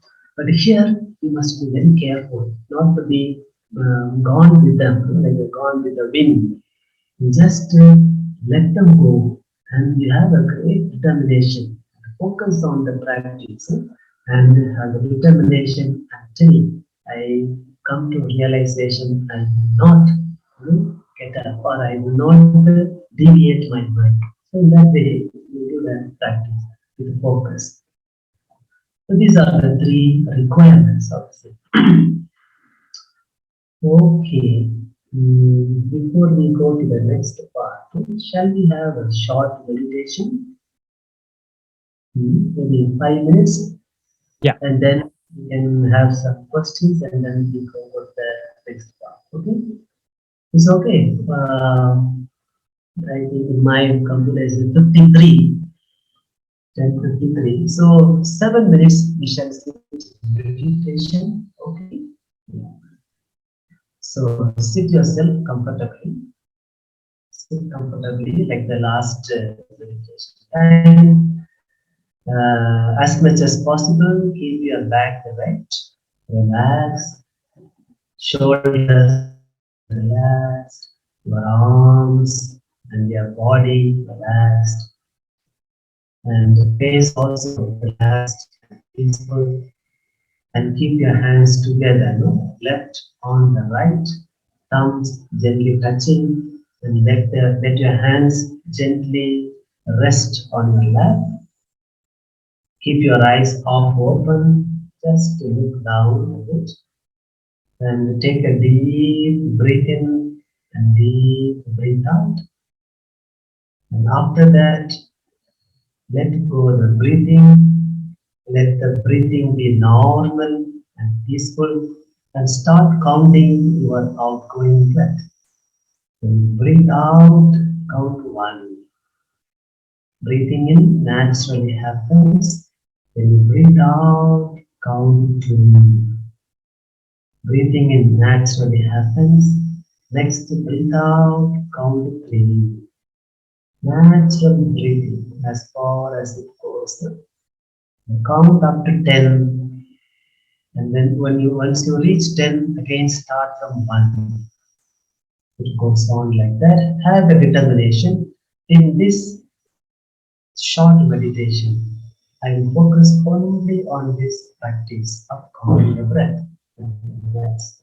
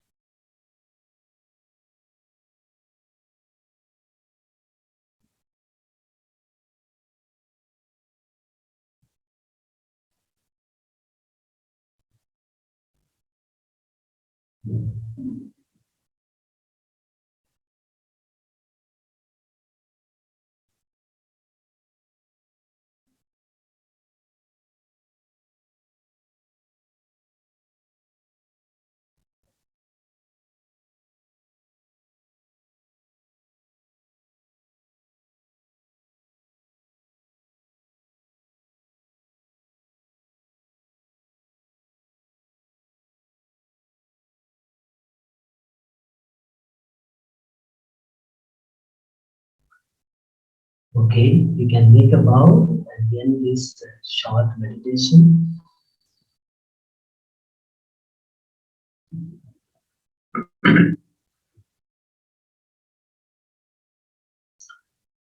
If you can ask questions if you have any.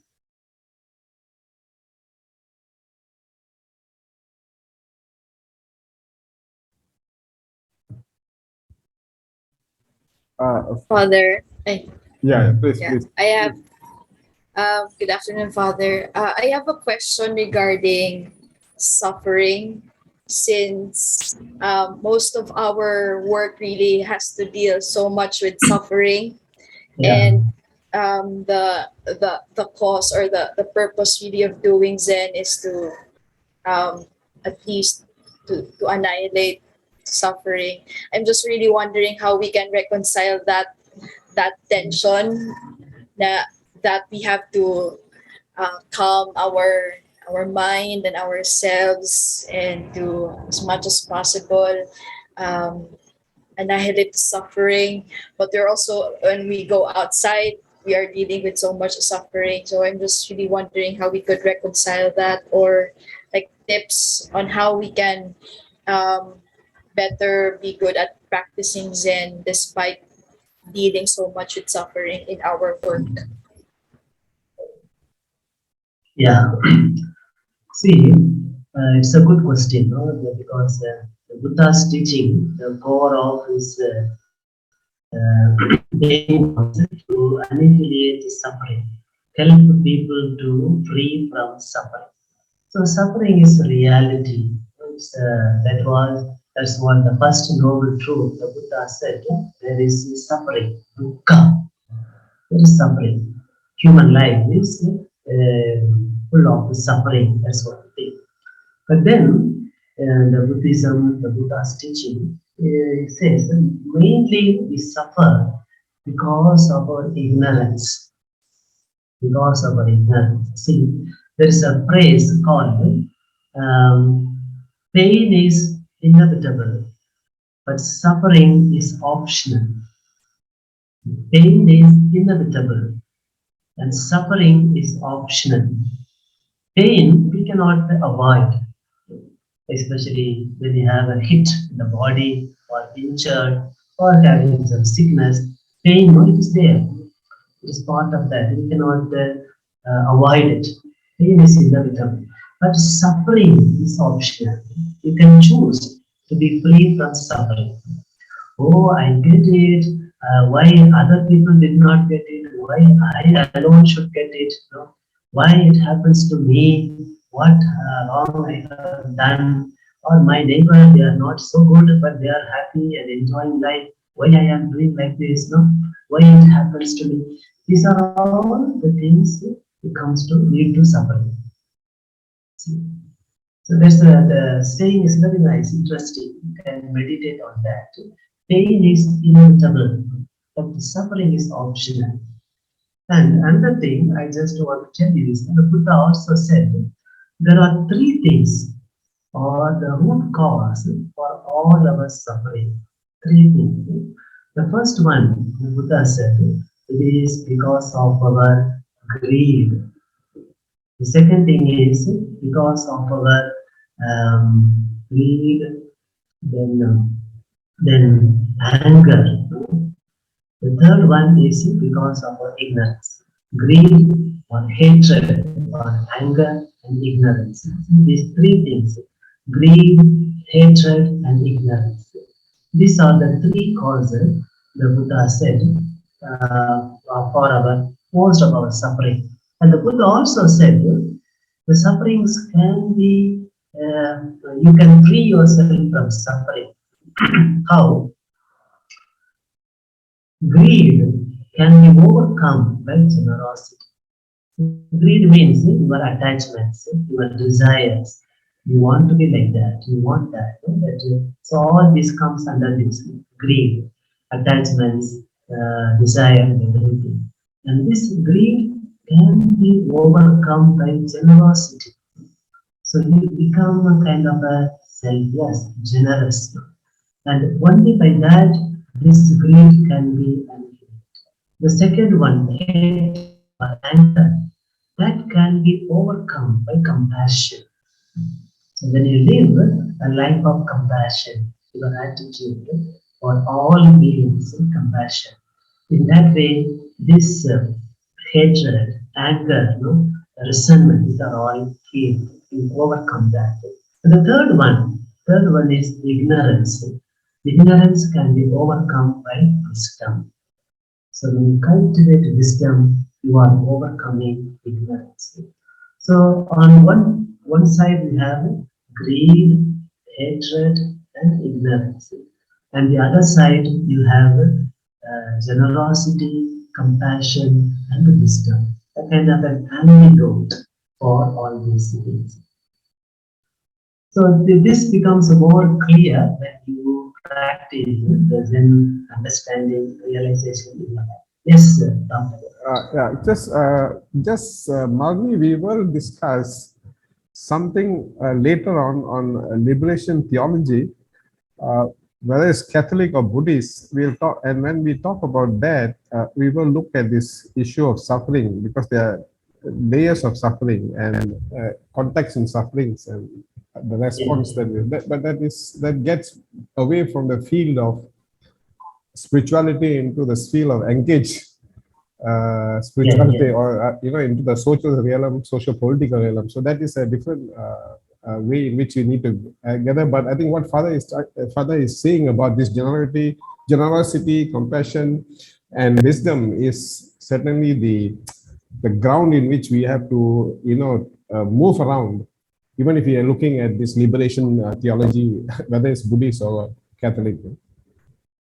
Yes, Father. In the Christian understanding, suffering, Christ underwent suffering, passion, passion, death, all these things. So it is the central element is compassion, love, the great love, the great compassion he has for the humanity. He dared himself to undergo this tremendous pain. And in that dimension, it is no more suffering. See, because he is doing this out of great love. It is like a mother voluntarily undertakes suffering for the child. So she's not worried about the pain or anything, but the love for the child is so much, so she can bear to take this suffering.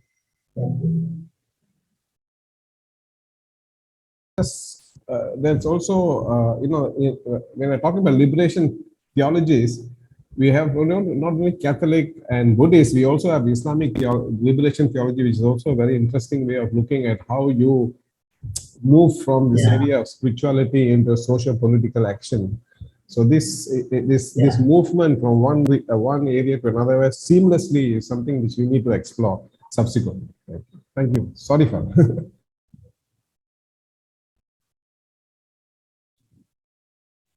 Okay. Father, I'm just wondering about, because I've just had a recent encounter with the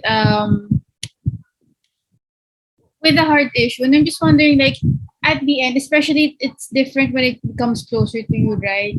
You are compassionate with others because not just because you're trained, but also because it's part of your mission.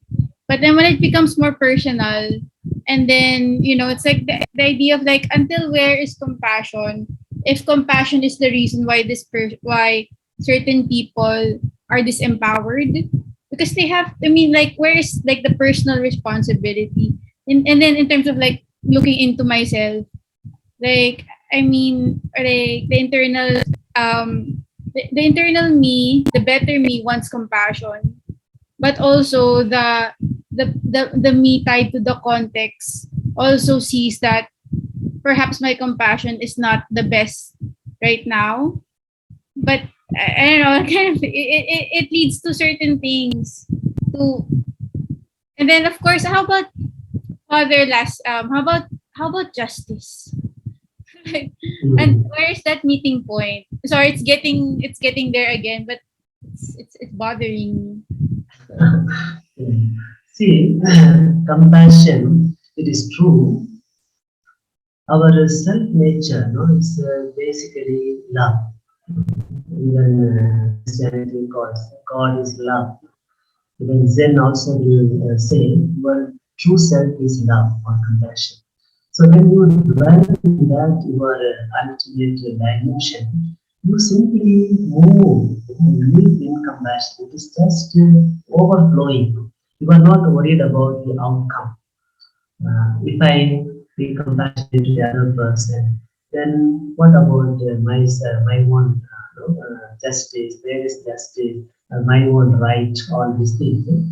Of course, there must be justice. There must be your right must be affirmed. All these things, equal rights, everything. But then, see, when we talk about compassion, it goes beyond. It goes beyond justice, right, duty. So it goes beyond that. You reach out the other in loving kindness and compassion. And by it is your just nature. By nature, it overflows from you. Overflows and in this dimension, we simply don't talk about justice alone. Just the other, you see them as part of yourself or the part of God's creation. So you reach them in open hand with compassion. On the other side, you point you talked about, no, where is justice? Where is the where do you draw the line? That is there in your daily life. You need to work for ensuring justice, ensuring equal opportunity, equal rights, and everything. That you have to do. But then the love or compassion, it goes beyond that.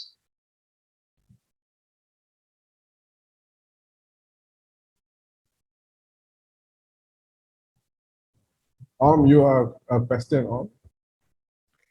Yes. Thank you so much, Father. My question is something related, a little bit related to Sister Mani questions on the sufferings in the society level. So just want to bring back into the context of Myanmar. So we are in the revolutions, and then the regimes and those people who are in power has very, very deep anger and aversions toward many things they might not even identify, but they are projecting this anger to the citizens, right, to the people, and also their ignorance is so deep. And so my question is that Father was talking about character formations. How can the people who are affected, like the normal citizens, be a service for those who are so angry and ignorant, and they use all these things put in the system to affect to the people in a larger scale. That's why we have that collective suffering of the people. Yeah. So in that case, what would be the Zen teaching on the people who are suffering, how to cope with the situation, at the same time how to not to react violently, but like Father say, how to be a service for them, to have a compassion, how to be a service for them to awaken their nature of Buddha. So that's a question, please. Yeah, thank you for your question. Yeah, I was also in Myanmar for 2 years, and between 2011 and 2013.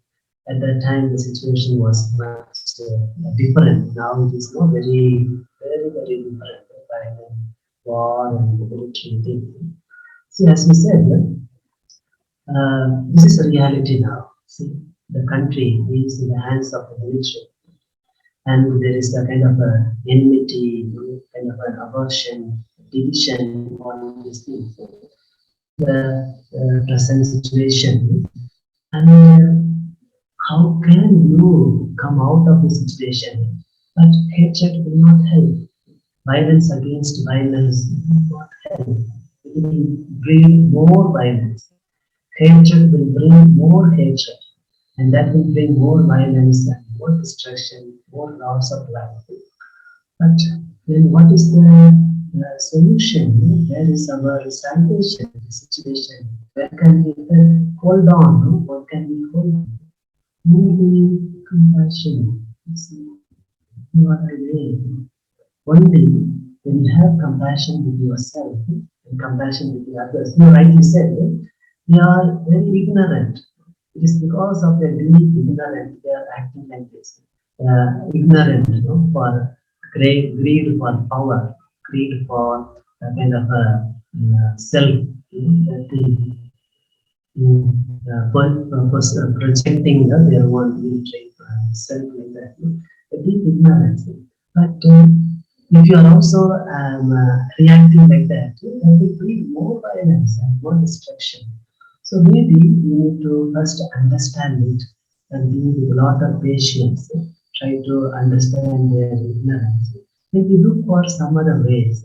First to stop the violence and then slowly join hand in friendship or compassion. And slowly, it takes a lot of time. Overnight we cannot change. But at least if you can change our attitude, that will help a lot. Not to retaliate, not to show again violence. Now there's a tendency for the young people in Myanmar to suffer violence, violence against violence. But that will never end. Pope John and also Cardinal, Cardinal also wrote a nice letter. I urge the young people not to get into violence. That's not a solution. It's a big tragedy. It's a big, very unfortunate thing, and it is the reality. We cannot escape it. But we have to find a way only through the eyes of compassion. That will only solve. We need to be very patient and very without losing our heart. We need to work. It's a long process. Thank you very much. Thank you. Yes, I think we have 45 minutes more. So okay, so I think shall we go to the next section? No? Then at the end we can have a long questions and answer session. Okay? Yeah. Is it okay? Yeah. So let's share the screen. So now the next one is I talk about the Zen way. Zen way. It is the Zen way is very nicely depicted in the ox herding pictures.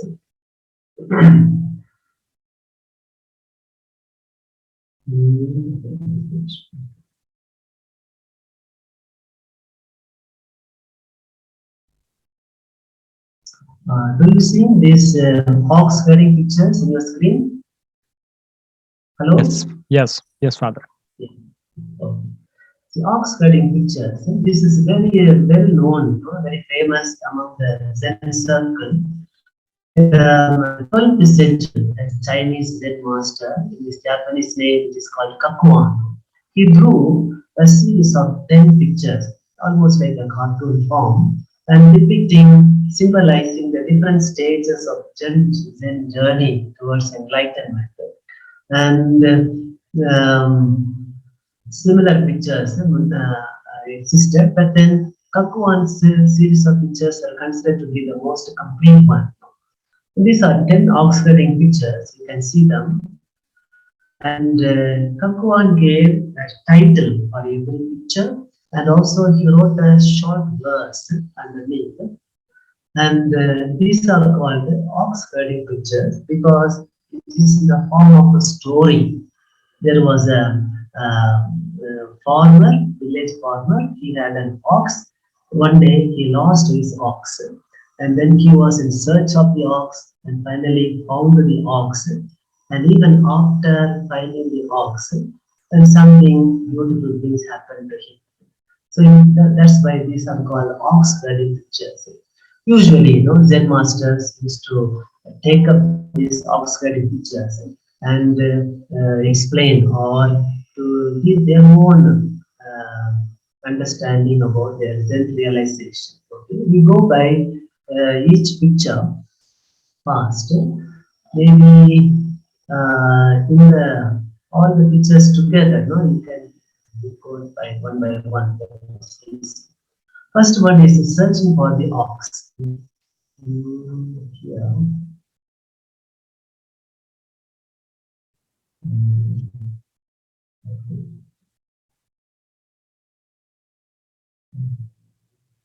Okay.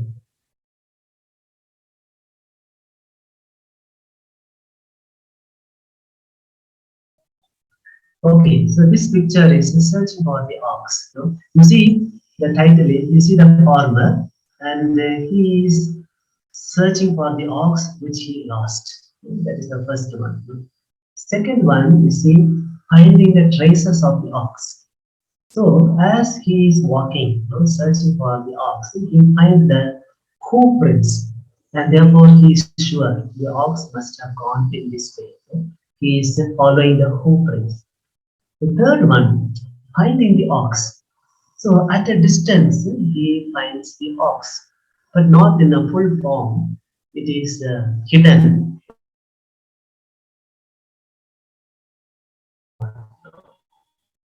And the fourth one, catching the ox. So this man goes near, trying to catch it and control it. By the time the ox is trying with all its power to escape.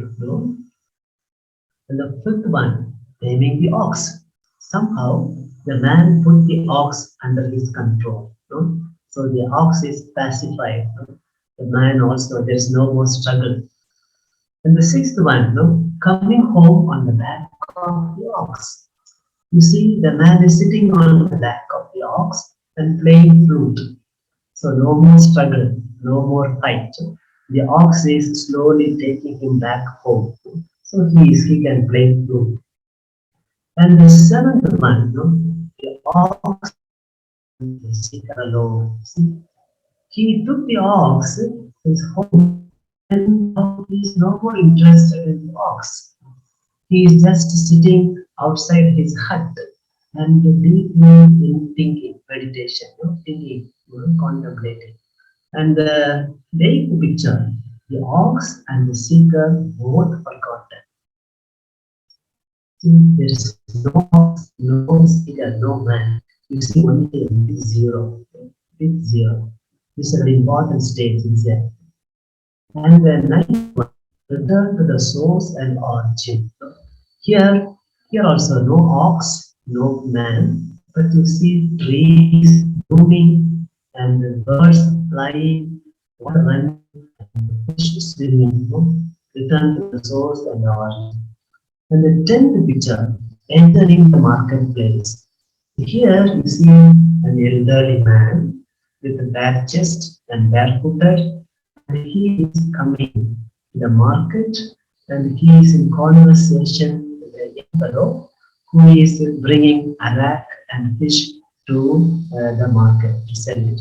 He is in conversation with the young, entering the marketplace. Okay, so these are the 10 ox-carrying pictures. We go in a little detailed way. First one, searching for the ox. So this is the something happens in our life.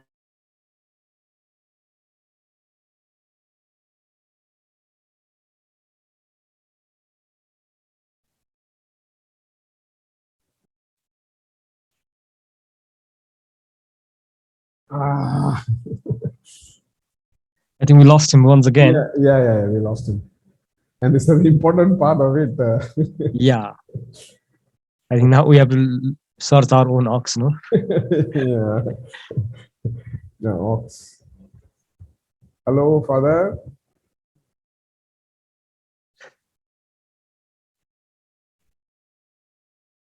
I just have to wait for him. We have to wait for him. He will come back. We are in search of wisdom now. Let's see. We just lost our hawks.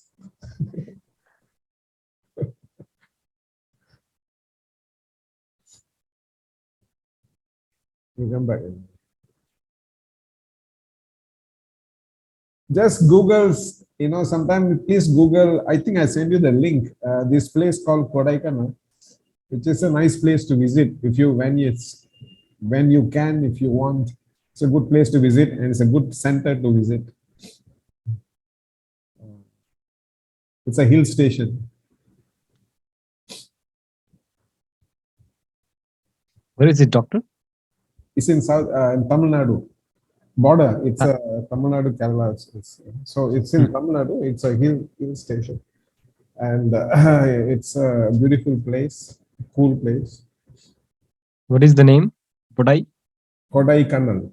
Kodaikanal. Ah, yeah, I have ordered. You must have gone there. No? You were the son. No, they didn't allow me to go outside. 7 months in one premise. Yeah, that's fair. The only thing I went to is Malampura Dam once. Okay, that's nearby. That's nearby. These are good places to go for, jungle bathing, for meditation, just quietly sit. It's like a laguna in near Philippines. I mean near Manila. There are places there. It's just great to just sit down quietly and look at that lake, and it's just incredible experience to get. Yeah, maybe one day we all can have forest walking together.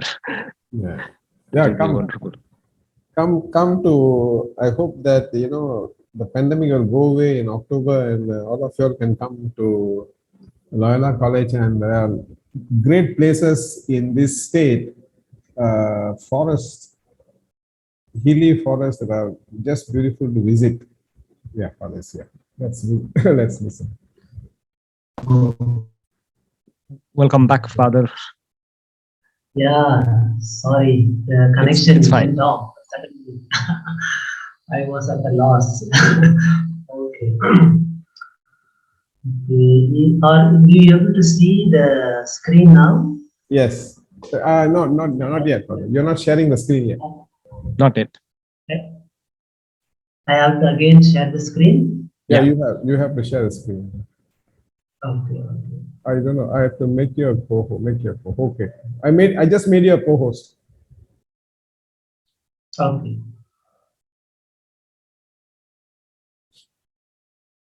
Yeah. Do you see it now? Yeah, it's coming. Yes, Father. Yeah. So this is my first stage is when something very unexpected, loss or something happens to our life. That is the first time we begin to awake. Immediately we ask the question, why? Why did this happen? Why it is to me? Why this sickness, incurable sickness for me? Why I lost my parent? Or why this sudden loss happened to me? That kind of a question. And of course, that is according to Zen, it is the question for your ultimate truth. Kind of a journey begins. When everything is go very nicely, kind of a goody life, you will not think about God, you will not think about the truth or enlightenment. So then something grabs us, the reality of life grabs us. Then you search for the meaning. That is the thing. That is the search. The first stage talks about that. The finding the trace of the ox. That is, this stage talks about finding a marga. Or marga means way, a spiritual path. So we explore many things in our life. maybe this way, that way, this teacher, that guru, that master, no? We go differently, but finally we come to realize, yeah, this way is the way for me. Here then footprints or hooprints are a kind of a confirmation. When you walk on a particular spiritual path, you realize, okay, this way gives me some peace. I find some meaning. I find some balance. Or my physical well-being is good. I get some clarity. These are all the hooprints. So that also giving you a confirmation, yes, this is my path. I must go in that way. Okay? This man is going in search of the ox. What is the ox here? The ox is a symbol. No? Ox can mean many things. No? It means what you are in search of in life. If you are in search of happiness in life, here the ox can mean happiness. If you are in search of truth or meaning in life, here the ox can mean truth or meaning or God, whatever it could be. But in Zen, it is called the true self, your original, no, true self. That's what the ox means. Okay, the next one, that is the finding the ox. So the man finds the ox at a distance. It is a kind of a greater confirmation. It's almost like a first enlightenment experience. So the man comes to know, yes, this is what, then I must be going on in this way. It's a greater confirmation of your way towards the realization. And the fourth one, catching the ox. So here you see there is a struggle between the ox and the seeker. This struggle is actually a struggle between yourself, your ego, or your passions, or your delusions, struggle with your own ideologies, struggle with your own belief system, all these things. This is inevitable. When you are in a spiritual journey, you struggle with yourself, your preconceived ideas about God, truth, society, all these things. So the struggle is there. And fifth picture, naming the ox. Here, in a way, the struggle comes to an end. In a way, you are able to tame your passions. You are able to control your feelings. You are able to come out of the delusion. That is the stage. And this stage is very tricky. If you are not very careful, you may think that you are going on the correct path, but you may not be. You may be going in the wrong path, in the spiritual way. So it is always good to have a guide or a teacher or a sangha, a spiritual community which can help you, which can challenge you, which can help you to see the reality, truth, and help you to walk in the right way. So a guide is always a better, so that you can discern, help you to discern this truth or not truth. And the sixth way, coming home on the back of the ox. So here you see the struggle is almost over. The man got what he was in search of. He was in search of happiness, he got it. Or he was in search of meaning in life, he got it. And therefore, this is a time of celebration, it's a time of music, and it's a time of great peace. So he's not at all worried about anything. He is going home, or the ox is taking him back home. And most of the spiritual journey comes to an end in this stage. Why? Because you were in search of something, you got it, you attained it, and the search is ended. Happiness in life, or meaning in life, or the direction in life, whatever it could be. You are in search of it, you got it, and the search ends. But according to Zen, actually the real search begins now. How? When the man goes back home, the ox is forgotten, the seeker alone. He was in search of the ox, he got it, but now he is no more interested.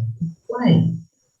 Because here he comes to realize, so far he thought the ox is over there, or happiness is over there, truth is over there, we have to search for it. No, but here we realize, oh, the ox is here. Happiness is here within yourself. The truth or divine is not outside, it is here within yourself. So here, this is the stage of looking into one's own self, a kind of a inner, going in an inner journey, deeper journey. Most of the time, we identify happiness or meaning outside of us. In the serviceful life, I get. In helping the other, I get happiness. This is all, you identify the thing in the other. But here, this stage is calling you back more into yourself. It is already here, the ox or whatever you are in search of is here. So, with the seeker alone, he is beginning to look into this. And here, this eighth stage, the ox and seeker both forgotten. This is an important stage in Zen. It is a stage of enlightenment. You see only a big zero. It is called awakening to the mystery of emptiness. It is just to put zero, as I told you earlier, because it is the empty of all your ideas, empty of all your understandings, your concepts, your image about truth or reality. And then what do you find? You find a vast emptiness. Actually, here it is a kind of a zero. It is a kind of a great death. Death of what? Death of yourself. Death of your ego self. You die to yourself. Die to your concepts and ideas. And only then you begin to see reality as a great mystery, vast, boundless, which you cannot put it into any word or any label or any category. For it surpasses all human categories, and you have the darshan of reality as it is, vast, boundless emptiness, or a mystery. And then here also you come to realize yourself. This self is nothing but the manifestation of this mystery. That is very important. So you are nothing but the manifestation of this mystery. You are not separate from that. Nowhere or in any moment you are not apart from that. Since you are part of the great subject, you are not able to comprehend it. It is true now, when you are part of the subject, how can you objectify it? It is not possible. Only you can sense it, only you can feel it. So this is the great important stage in the Zen journey when it comes to realization, awakening to the mystery of emptiness, and come to realize emptiness is the self. The self is emptiness. As I first said, form is emptiness, emptiness is form. So you come to realize yourself is nothing but a manifestation of this mystery. And this mystery is manifesting as yourself. That realization. Okay. Then the next one, return to the source and art. Here, very beautiful, a kind of a blissful state. So here you come to realize, as you realized yourself is the manifestation of this mystery, you see the whole universe, everything you see, you hear, in contact, experience is nothing but the manifestation of the same dimension, same mystery. And therefore, you realize in a deeper level, you are one with the whole universe. See, no separation. In this dimension, you are not apart from the world, the trees, the animals, the birds, your enemies, your friends, even the mountains, the trees. No separation. No deeper level, we are all one. We are all one. Because everything is the manifestation of the same mystery of the universe. And therefore, here we come to realize the self is the world, and the world is the self. You see, very, very beautiful. You are nothing but the world. The world is yourself. The self is the world. That realization. And here we come to realize everything is beautiful. Everything is a blessing. Everything is a grace.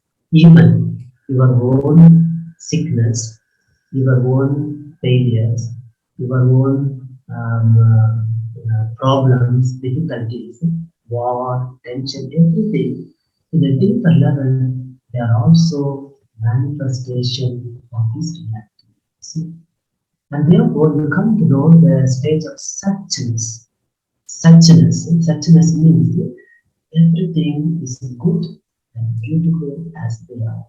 Even your enemies, even your failures, even your problems, as they are good.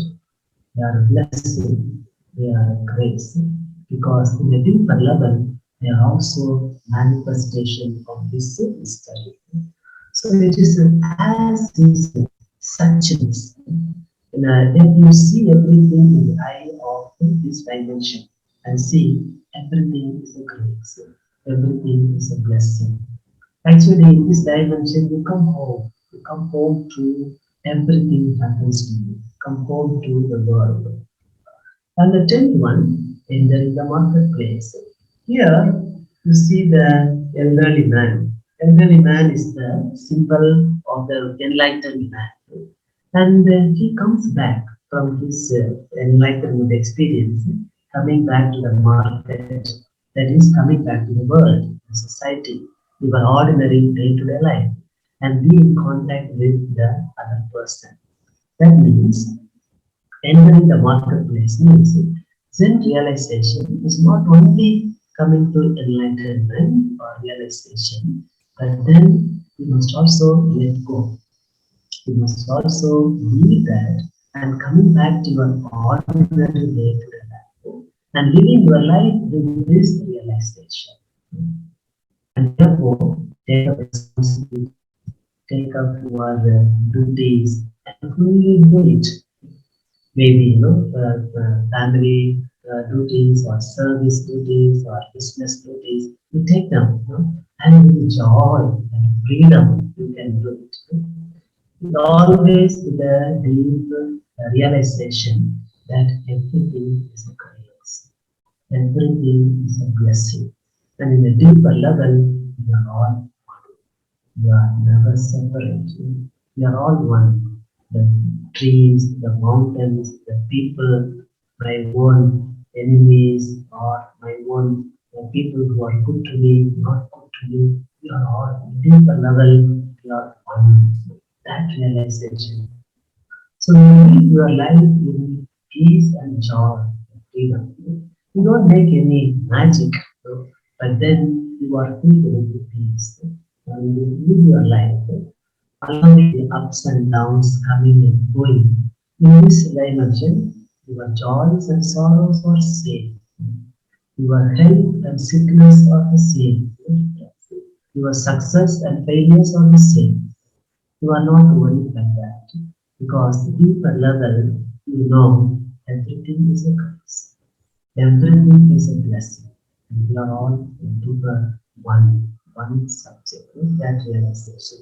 There is a beautiful verse in Zen which goes like this: Nirvana is samsara, and the samsara is nirvana. You know, Nirvana means blissful life or enlightened life. And he says nirvana is samsara. Samsara means ordinary, day-to-day life. That means failures, health, sickness, joys, sorrows, happiness, sadness. These are all samsara life. And the Zen realization says nirvana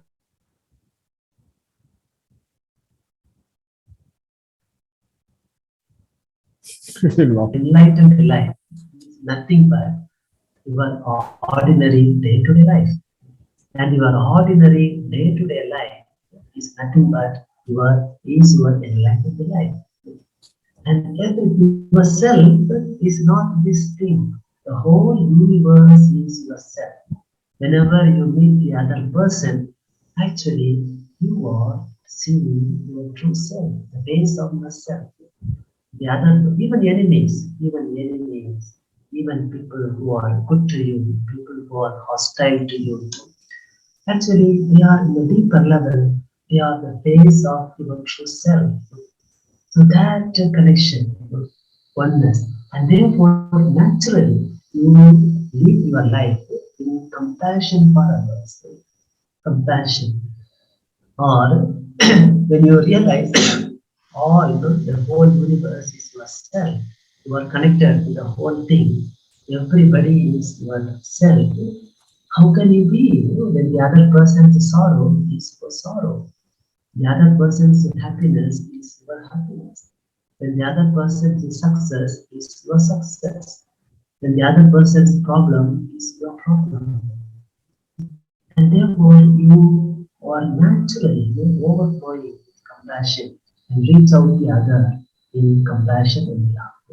That is Zen realized life, entering the marketplace. Okay.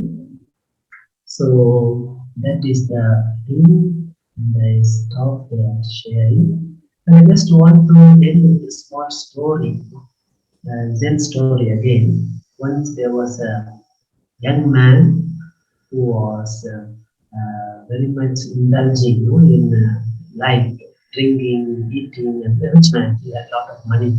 A lot of friends joined him. But then he did not learn any work. Plenty of money all the time enjoying life. But at one point he lost all the money and all his friends left him and he was left alone.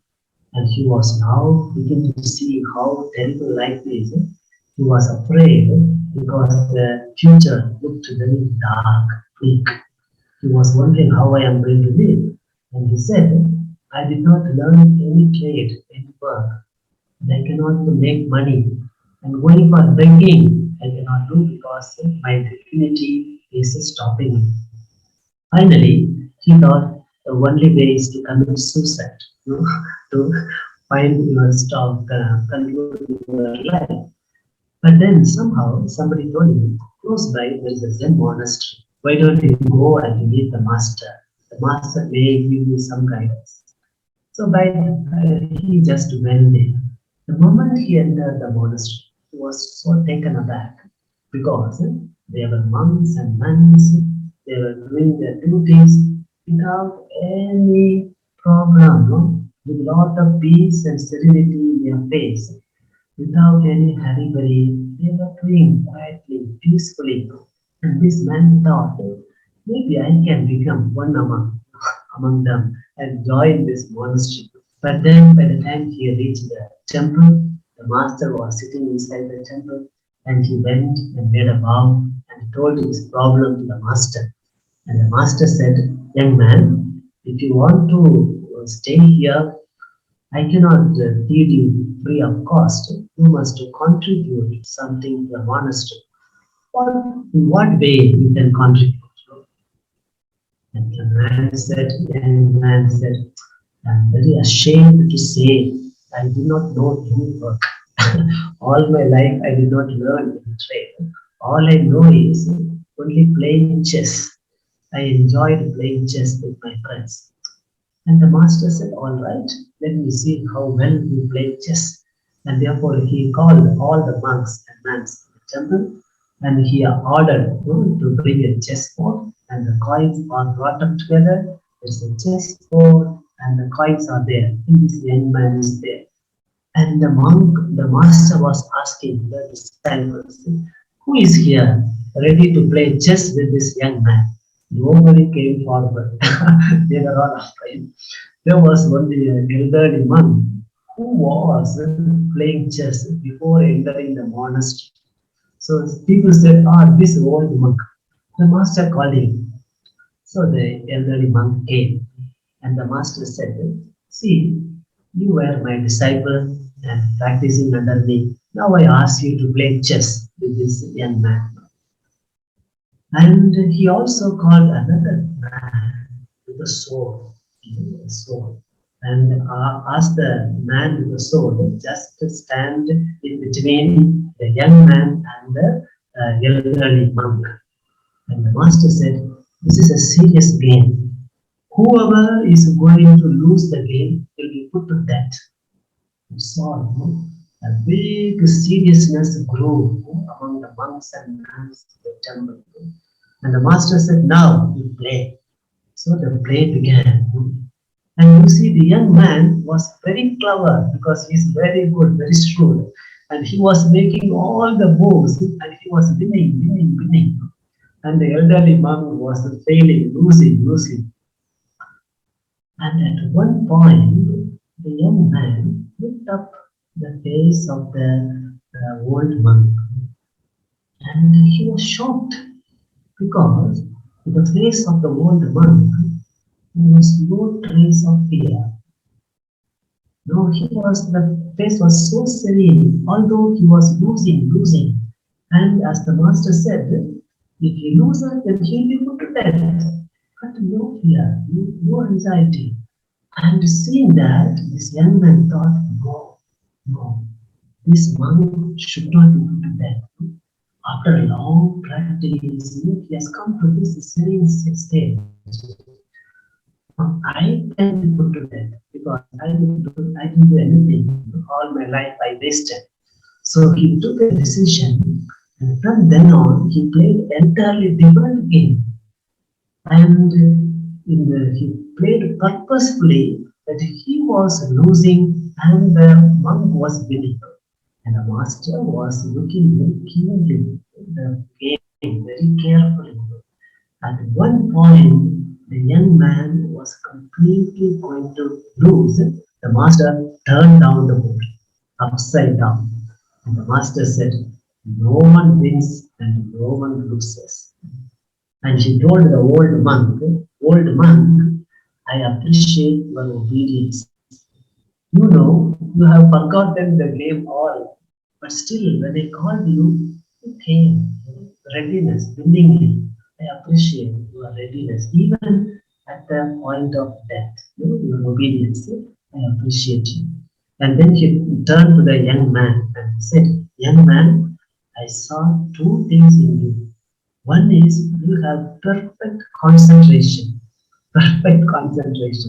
You are, when you started the game, you are totally in that. And that is what I need, perfect concentration. The second thing, you have compassion. I was closely watching you.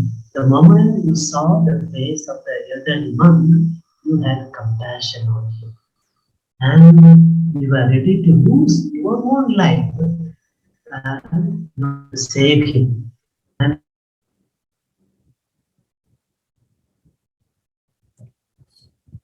I think we lost him once again.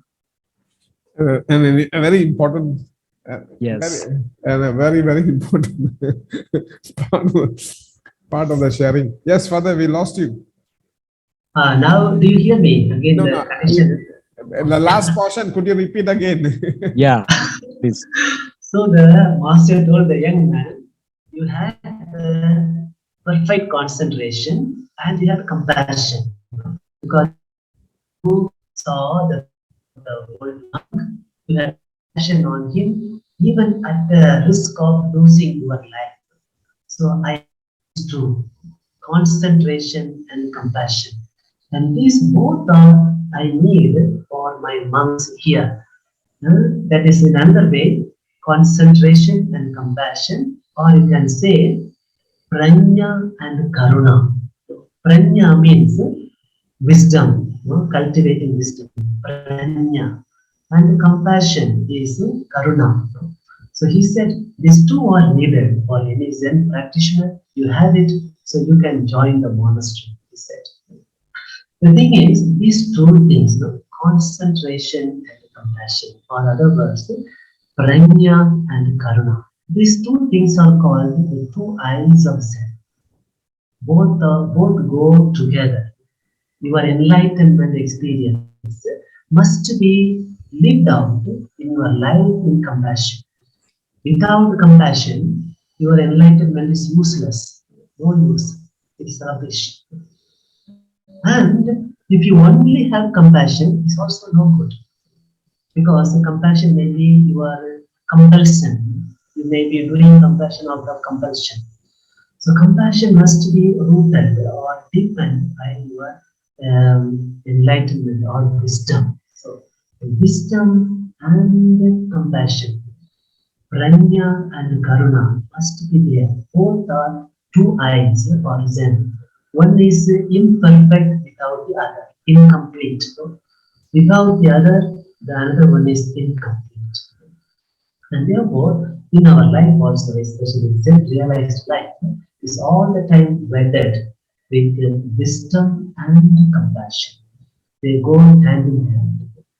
Your enlightenment must be shown, lived out in a compassionate life. And your compassion must have a depth, must have depth of your wisdom. That way. So, this is the way we call it Zen life. Zen realized life is lived with the concentration and the compassion, or with wisdom and karuna. Okay, I will end here. If you have any questions, you can ask me. As we are very near 12, we could entertain one question. Anybody with one question? Very.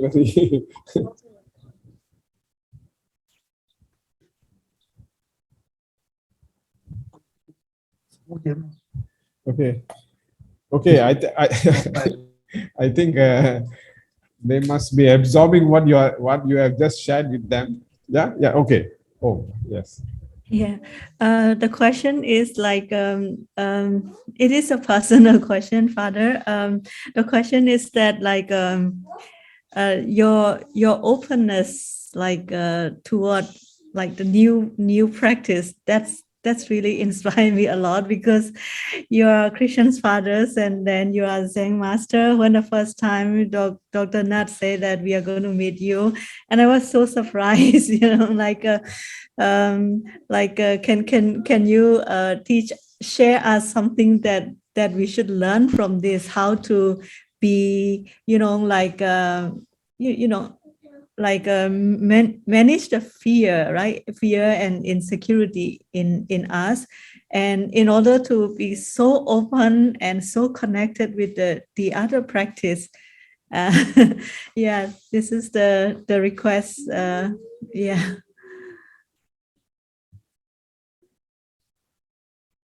It is true. In my own practice also, when I was training in a Christian way seminary, sometimes I felt a little not complete. I felt something is lacking. But luckily, by God's grace, I found the Zen way. And when I practiced Zen, I felt more depth. And also, I see my own Christian practice in a very deeper way. That was the great gift I found. Of course, Zen is from Buddhist tradition. But now, when I read the Gospel, when I read the Bible, and when I say Mass, and when I say the prayers, I see a lot of deep depth in the verse and the practice. In that way, I am very grateful for this Zen practice, which brings a lot of depth in my own Christian practice. If you may I just add, you heard Professor Dickey and Professor Iklas share with you the idea of jihad, the true meaning of jihad, the destruction of the. So if you look at Father's discussion on that diagrams, on the pictures, the Oxford pictures, the eighth position is the jihadi position. That's the complete destruction of self. That is so the connections at one level we are all so connected, but unfortunately at the practical level, the political level, we just keep breaking up and creating problems for ourselves and of course suffering. Yeah, that eighth picture, that big zero, that is called the stage of great death, the death of the self, death of the ego. And that is the important stage. Only when the ego is disappeared, then you begin to see the truth as it is. Jesus said, very beautiful word, one who holds on to that will lose it. And the one who is ready to lose it will find it. That's the ego. The more you hold on to the ego, you lose the truth or the divine or the kingdom of God. The more you are ready to lose your ego, fight your ego, you are able to see the kingdom of God is already in yourself. And one more, somebody sent me a message about the Oxford pictures. I will send the Oxford pictures, the whole thing, and also the points I gave to Dr. Natraj, so he can send it to you. Okay, so don't worry. This will be shared with you in textual form soon. Yeah. Right? I will send both. You can send both the things to Dr. Yes, I will. Thank you for that. I will do that. Yeah. But it is part of the part of the resources. Though it's we just need to cross this this section of the. Father, would you be available sometime? In a month, 2 months, 3 months time, if they want to ask you something to see this. Actually, I'm very busy here. See, here we have. I am the Zen Center, so daily Zen meditation practice going on, and every other week we have sessions. So people come here from different traditions, Hindus, Muslims, Buddhists, or Christians. They come, and I need to take care. Since Dr. Natraj asked me long back, somehow I found. I would say, if you have time, you are most welcome to our center. You can come here and stay for a few days and practice. That will be lovely. You can also take up Koan works, Koan studies. That will be more opening and more practical to your life. We will. They are supposed to come together in October. Let's see. Okay. If they do, we will. I'll bring them to Karaigano. Yeah. If you come, please make a visit to our place. It's a beautiful. Stay here for 2 days. It will be a very good experience for you. Okay. Okay, Father. Thank you so much. Thank you. Nirmal? Thank you very much, Father, for your time, efforts, and hope our path will cross again. Maybe physically in October, so which we are looking forward. And once again, thank you very much for your efforts, times, and I hope we all have some contemplated the Zen meditations, realization of self, and also the compassion in life. Thank you very much. Thank you. Thank you, Father. I usually spend some 5 minutes with them. You can leave now. And thank you so much for being here, Father. It's a wonderful experience going through this. Yes. Thank you. Bye-bye. Bye-bye. Bye. Thank you. So, I think tomorrow also we have sessions regarding yoga and Vedanta. So unfortunately, I won't be able to join tomorrow because I have my final exams in university on the same time. So Dr. Nat will be there, and I hope Sandra will also be there for in the beginning. Yes, Sandra's situation is, she is the other part of the world. So in the beginning, in the beginning, she will join. But until the sessions finish, Dr. Nat will be there. And also, just a gentle reminder, please keep blogging, and also we're in the end of March. So I hope one of the blog is almost in the progress for all of yours, and also your journaling and questions banks, which we have been asking, and Dr. Nat is also advising since many times. I'm not advertising. Advising. I'm not in advertising business. Yep. So please keep that on mind, and keep. I hope Zen is helping. No, this meditation is helping to focus, concentrations, and not to get distracted. So, anything, Doctor? Do you like to share anything? I mean, usual thing, you would have heard, from the Professor Dickey, from Jojo, Father Jojo, Father Cyril, and one or two others who would come and Zen tangling. All these things are connected in many ways. So I hope you will keep working on these connections. The questions that are being asked, if you look at all these things, you look at the ox herding pictures, it's about a journey. It's about questions, it's about deep reflection, about then and dying once. The sharing which Paul shared with us, okay, but dying, it's a metaphorical death. The same thing appears in so many of this sharing, dying in different senses, including actual death. So please keep all these things which we have been listening from February. They are all connected to this deep search for ourselves and the need to engage with the socio-political, socio-economic, whatever that you want to work in your actual, whether it's management or things like that. Ask yourself deep questions. I've been reflecting on the issue of, say, migrant. Who is a migrant? What is my position to call somebody else a migrant? Human rights. What am I to call? There's only human rights. Why not nature rights? So there are many ways in which we need to ask the question, and in all these discussions, the whole thing is we are all interconnected. So the enemy is not an animal. An enemy is one of us. The person who is hurting is one of us. How do we actually address a situation like that? It's easier to think that person is an animal, it needs to be beaten and killed. But what happens, you would turn around the thinking and say, no, this person is a human being. The sacred is also in this person. How do we address this person? How do we engage with this person who is hurting us, hurting a lot of people, but still we believe that this person is got sacred in him or her. So this whole orientation becomes very different when you start looking at these issues, these realities, the sharing which has been done by all these people.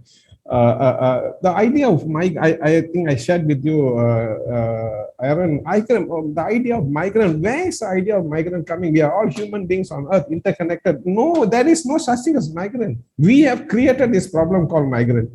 So but of course, there's a reality, what we call the social reality of wanting to address migrants. How do we do that? But still not losing our understanding that we are on earth as humans.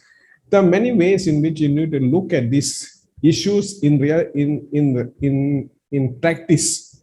So please connect all these things and this thing from February, and you will see a lot of interesting connections. And of course, a lot of questions. Somebody has raised the hand. Who's that? Yes, Ray. Yes, Ray. Sorry, it's more of an update. I won't be able to come tomorrow as well because I have field work for work. Okay. I have to go to a nearby city. Okay, fine. Thank you. Anybody else who will not be able to come? No, okay, fine. Tomorrow's session will give you a lot of insight into why we have, besides many things, into why we have forgotten how to breathe properly. And the beginning, a genesis of a lot of problems from that particular thing. There are two things which we are doing wrongly.